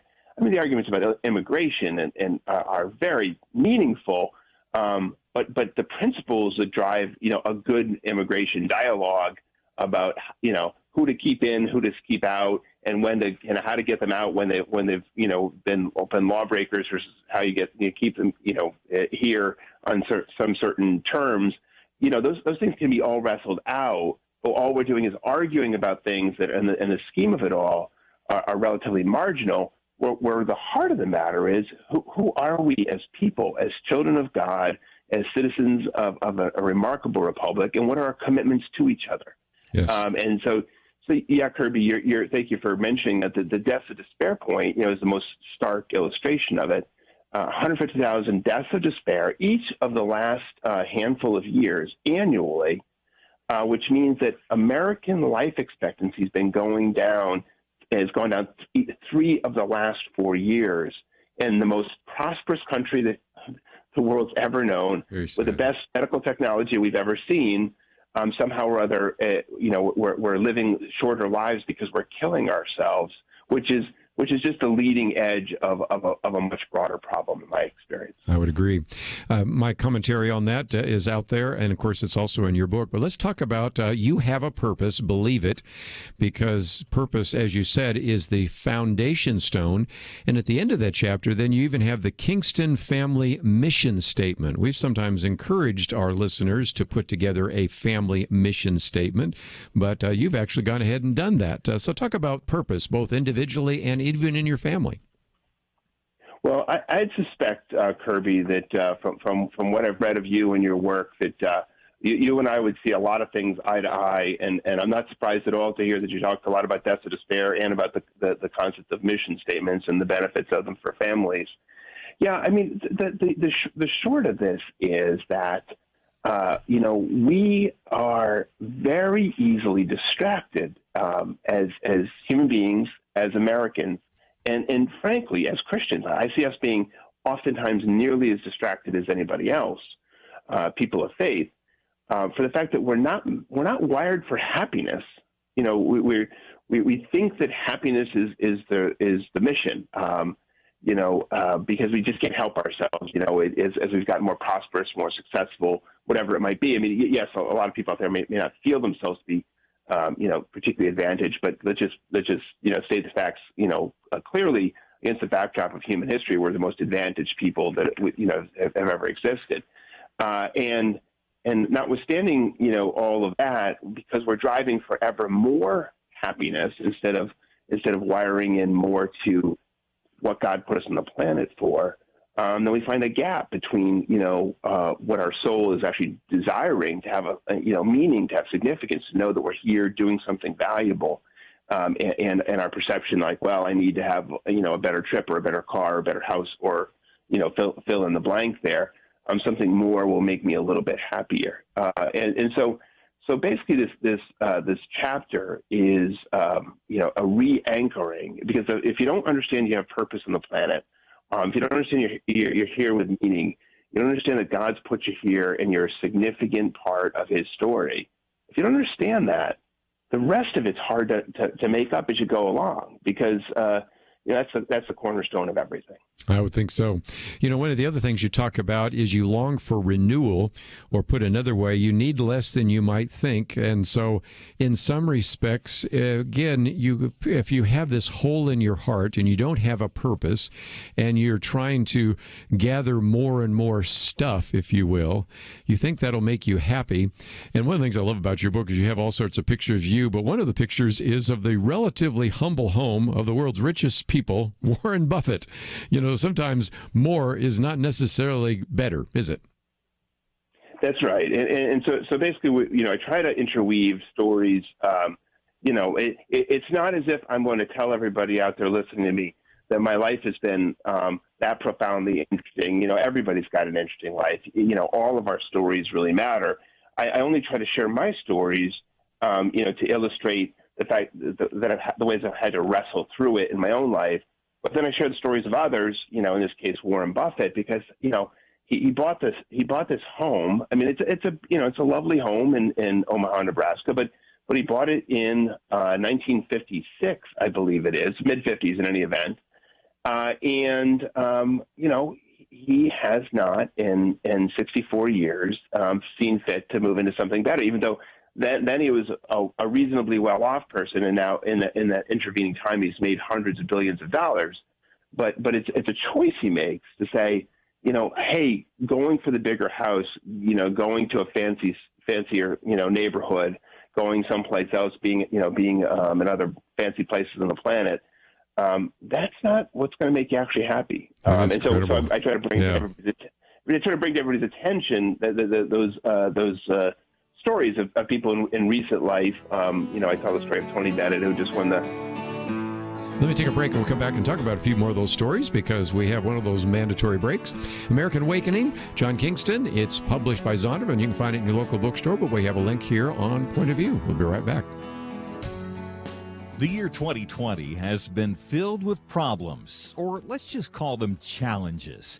Before I get into that, we want to thank you. We just passed the end of our fiscal year, and many stepped up in a very big and sacrificial way, showing just how much they believe that Point of View is needed as we head into the last half of this year. And that's where our new challenge comes in. At the last minute, a friend stepped up with a surprising $50,000 matching challenge, and listeners matched it. But after that, yet another friend, knowing how important this year is, put down another $50,000 challenge, and because we were so close to deadline, said we could extend it just a bit to July 15th. As our nation deals with so many issues, make sure that Point of View can be a strong voice for truth by helping us complete that second match. Double your investment by giving at pointofview.net/time or call 1-800-347-5151. The clock is ticking. Pointofview.net/time. That's TIME. Pointofview.net/time or 800-347-5151. Point of View will continue after this.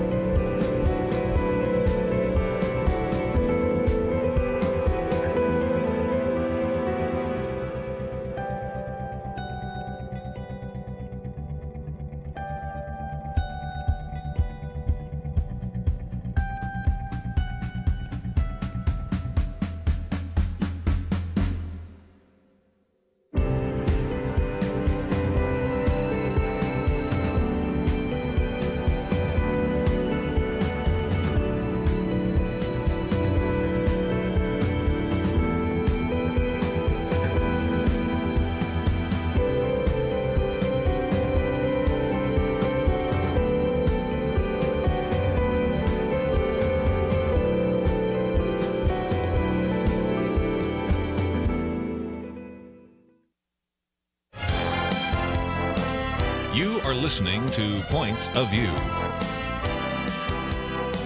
The opinions expressed on Point of View do not necessarily reflect the views of the management or staff of this station. And now, here again is Kerby Anderson. Continue your conversation today with John Kingston. Again, the book is entitled American Awakening, 8 Principles to Restore the Soul of America. John Kingston with us, and it is published by Zondervan. It's coming out later this month, and if you want to pre-order it, we have a link there, or of course you can look for it in your local bookstore. But we're looking at some of those principles that are part of restoring the soul of America. And John, we were talking about this idea, of course you mentioned the whole issue of Warren Buffett. You're going to talk about some others, because the lesson I think we see is more is never enough if you're a dissatisfied individual. True? Oh, totally. So we're made differently than we think we're made, and so we're always having to lean in against our wiring to want to do more, for more stimulation, to have more stimulus or better food or whatever the thing is, and I'm guilty as charged on that. That's something which I am completely also guilty of. So but the reality is God made us differently than that, right? And so a cornerstone principle that we as people of faith all know is the idea of stopping, pausing. Sabbath is a great example of this, right? Say, look, do I trust God enough that I don't have to do more? Do I trust God enough that He's going to provide, even though I'm not, working for this period? And so one of the things throughout the book, Kerby, that I do is I work with a Harvard social scientist and Ohio State neuroscientist and combine the most current science, on these topics, as well as the great learning throughout the ages. And basically, it all vectors in on, having more does not actually make you happier. I mean, surprise, surprise. We all know that as a concept. We all still somehow want to persuade ourselves that's not the case. And this is trying to remind us on both ironclad philosophical principles, principles of our faith, as well as principles of science, to show folks that. Speaking of science, let me jump ahead to one of the chapters there. You need people, engage in person. And this is something because we talk about books like Bowling Alone and The Friendless American Male and so many other conversations. Yep. That was true before the pandemic. And now the lockdown, I've got a little booklet on the loneliness during the lockdown, and we've recognized that this has taken a bad problem and made it worse. And you have a whole chapter addressing the importance of the fact that we were wired to interact with one another, and we're not having a chance to do that because of some of the circumstances we find ourselves in right now. Well, yes, and so you Kerby, as I mentioned earlier, I'm confident that you and I read a lot of the same stuff, and of course I'm tracking you on the references you just made. And a lot of the books out there about our social malaise, we're all familiar with Alienated America or Suicide of the West, or many others like the ones you mentioned. What I was trying to do was, having looked at a lot of those works over time, I was trying to say, here are some re-anchoring principles to remind us of who we actually are, and what we can actually do to rewire ourselves in ways that are congruent with the way God made us. And one of those, but by the way, just you'll hear me say this once or twice along the way in this last few minutes we had together, but we called this out in 2018. I started the book at the beginning of 2019, and I knew 2020 was going to be a terrible year because of the trend lines, the election cycle, the polarization, the division was not going a good direction. Of course, I had no idea. I'm not Nostradamus. I did not know about coronavirus and about the racial reckoning moments that we've had. And so the things which before I might have had to stand on a box and jump up and down and say, hey, everybody, it's not going well. It's not going well. It's not going well. Although people might have recognized it, it may have been hard to persuade people to look at the core things. Now, post-coronavirus, post, the racial reckoning things, fully 80% of the American people think the country's spiraling out of control, according to a recent NBC Wall Street Journal, poll. 80% of people feel like we're spiraling out of control. Our unhappiness numbers are up into the 70s, higher than it's been, since polling has started. And so now it's not quite so hard to tell folks we're off on our wiring here. And one of the things that we're off on our wiring on is, recalling basic principles of the fact that we all are wired as social human beings. To greater or lesser degrees. Some of us are less social, some are more social, some are introverted, some are extroverted. Some like to, stay home alone a little bit more than the next person. But we all need that real community of human beings, because that's just the way God made us. He made us to be people of community. And the person who's next to you, be it a coworker or a neighbor or a dear friend, or a family member, that person can speak into your life and be present to you in ways that you just can't get there, alone binging Netflix in your own room, or, while looking at your Facebook friends. It's just not the same. One of the other things that kind of relates to that is your chapter on we're more alike than different. And I know that's something that you have been addressing as well, because what we find is that there are tribes that have been set up sort of in our own minds. They're reinforced by this politicized culture. And I know when you were running in the Commonwealth in Massachusetts, you were trying to find a way to sort of bring people together, because that is, I think, another classic issue that needs to be addressed, because we are oftentimes living within kind of those social silos and aren't aware that really we have a lot more in common than we have differences, don't we? Absolutely. And yes, when I was running for Senate in Massachusetts, I ran as a Republican, but I believe for the first time in political history that I know of anyway, I've surveyed the history, and I guess there could be some counterfactual out there I'm not familiar with. My campaign management team was not only Black and white and Latino and Asian in management, but also Democrat, Independent, Green Party, as well as Republican in management. Yeah, and I did this. It was really hard to achieve that. It's not easy to pull together something that looks like that sort of coalition and the current political world.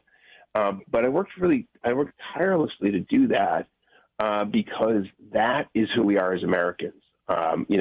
Even more so, that's who we are as children of God, as believers. We are not designed. It is not consistent with the way God made us, to say, those are the bad other over there. We need each other. The most, I'll speak in the public square for a minute here, although I could speak, along church terms if we wanted to. But the public square here in America, the most challenging things we face, where our national debt's north of $26 trillion now, coronavirus, even fixing immigration we talked about before, whatever the issues are, these issues cannot be solved by Republicans alone or Democrats alone. They're not Republican issues. They're not Democrat issues. They're American issues. All the things that tugging your heartstrings. Things about taking care of those who have served us in the military. Taking care of our folks in the adoption and foster care system. Good education. On and on and on. Yes, Democrats see it one way, Republicans see it another, but fundamentally, these are at core, American issues. Ones that together, yeah. Go ahead. I'm sorry. No, I solely agree, because there was a time in which we came together, even since I'm the old guy around the table. I remember a time when Ronald Reagan would maybe have arguments with Tip O'Neill, using somebody else from the Northeast, and then they would go out to dinner together. And that is not happening very often in Capitol Hill. I do interview one representative, Ann Taylor, oftentimes gets together with people on the other side of the aisle, and they even did a whole story about this is somebody that reaches across the aisle. But it seems to me that these differences oftentimes are accentuated, especially by social media, especially by people that want to divide us, and that is not necessarily the case.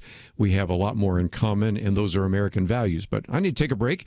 When we come back, though, I was certainly, since we are talking about the racial issue, especially did in the first hour today, I am, you are we. There is no them, there is only us. And I thought it would be fun to have you tell that story a little bit of the radical us and the need for us to reach across not only political aisles, but ethnic and a variety of others. And that's just another one of those incredible themes that run through this book, which is entitled American Awakening, 8 Principles to Restore the Soul of America. It's published by Zondervan. It is coming out shortly, and you should be able to find it in your local bookstore, but we have a way for you to order it as well, right on our website. We'll be back right after this.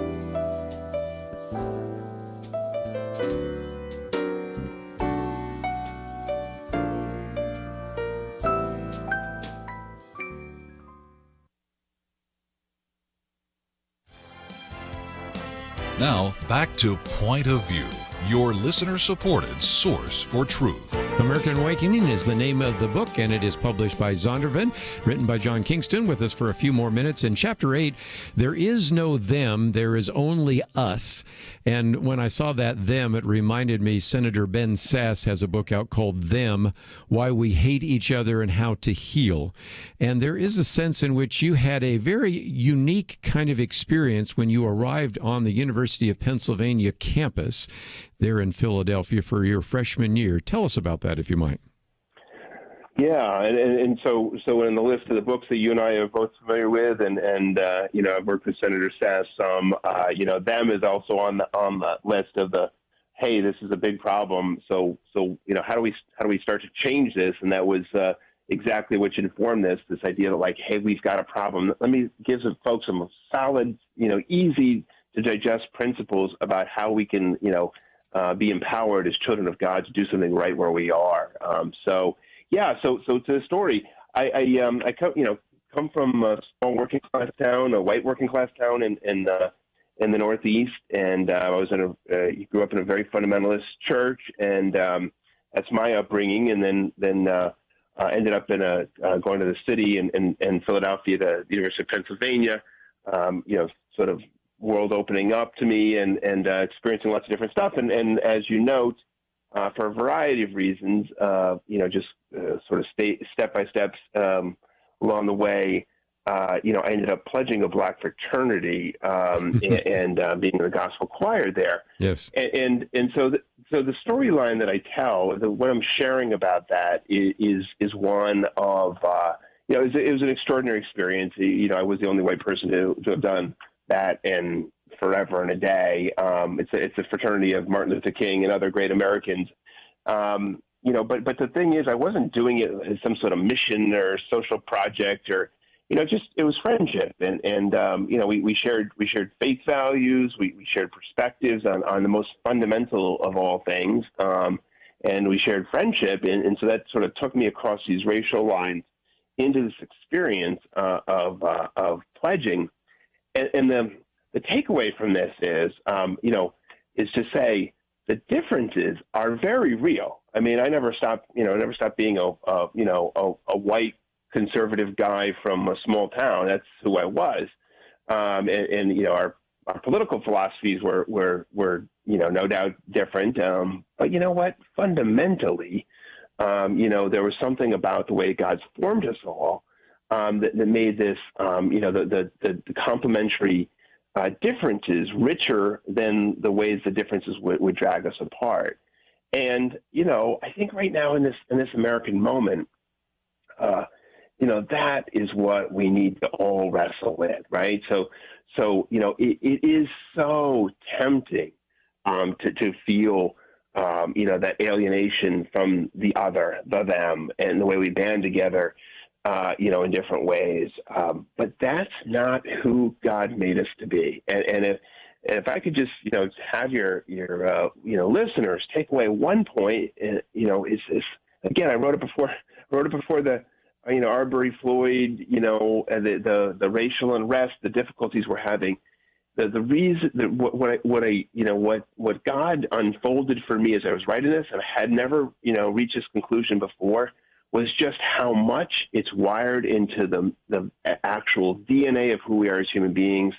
He made us in the Genesis creation story. We're all familiar with it, but he made us in a way that we are made in God's image, but that's not an individual concept. We are made collectively in God's image. And so the 7 billion people on the planet, we all form some facet of who God is in our wonderful differences. And so easily, and look, I've thought about it this way my whole life. Yeah, each one of us are made in God's image, but I thought about it as an individualized concept. No, it's the idea that collectively we're made in God's image. And then, in the New Testament, pivoting from, the creation story to what Paul told us, right? Not Jew nor Greek, not, slave nor free.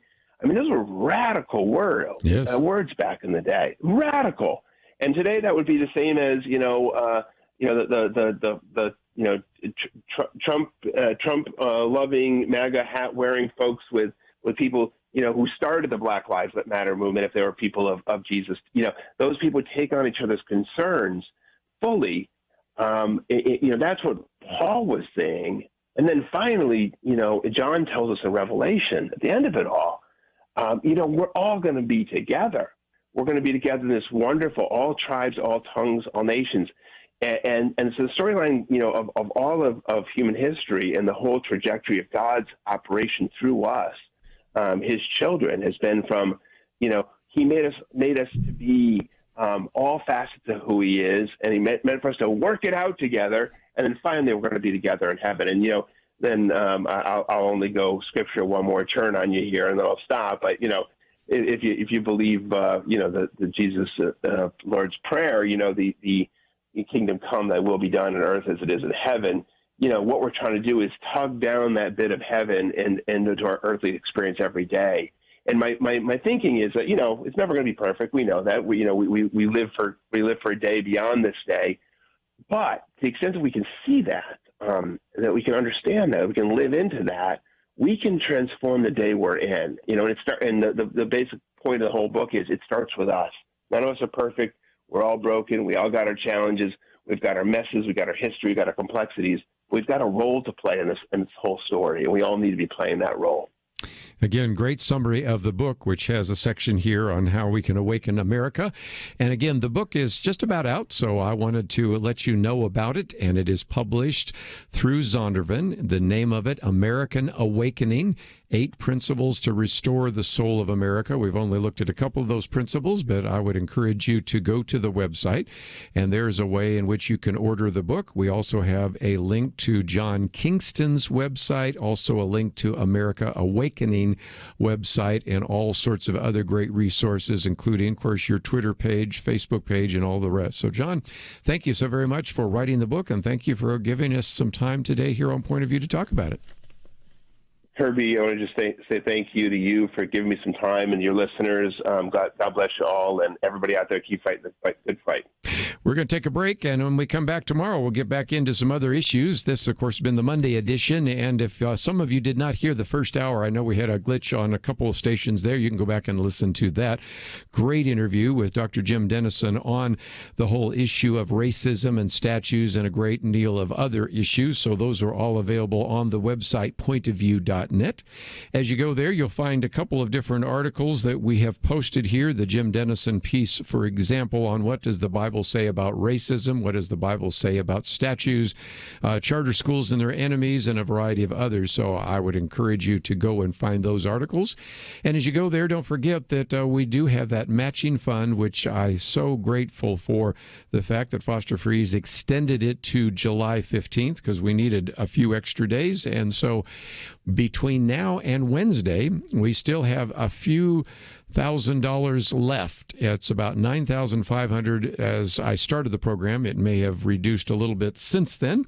So if you've been waiting to maybe push us over the top, today would be a good day to do so. It's a matching fund, as we mentioned before. That means that your gift is matched dollar for dollar. $100 becomes $200, $1,000 becomes $2,000, and whatever you would want to do would be greatly appreciated.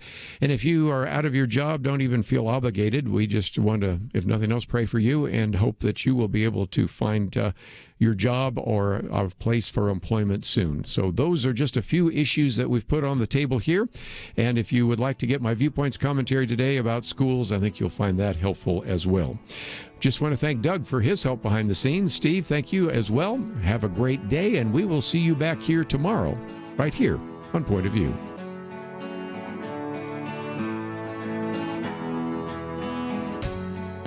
The year 2020 has been filled with problems, or let's just call them challenges. Before I get into that, we want to thank you. We just passed the end of our fiscal year, and many stepped up in a very big and sacrificial way, showing just how much they believe that Point of View is needed as we head into the last half of this year. And that's where our new challenge comes in. At the last minute, a friend stepped up with a surprising $50,000 matching challenge, and listeners matched it. But after that, yet another friend, knowing how important this year is, put down another $50,000 challenge, and because we were so close to deadline, said we could extend it just a bit to July 15th. As our nation deals with so many issues, make sure that Point of View can be a strong voice for truth by helping us complete that second match. Double your investment by giving at pointofview.net/time or call 1-800-347-5151. The clock is ticking. Pointofview.net/time. That's TIME. Pointofview.net/time or 800-347-5151. Point of View is produced by Point of View Ministries.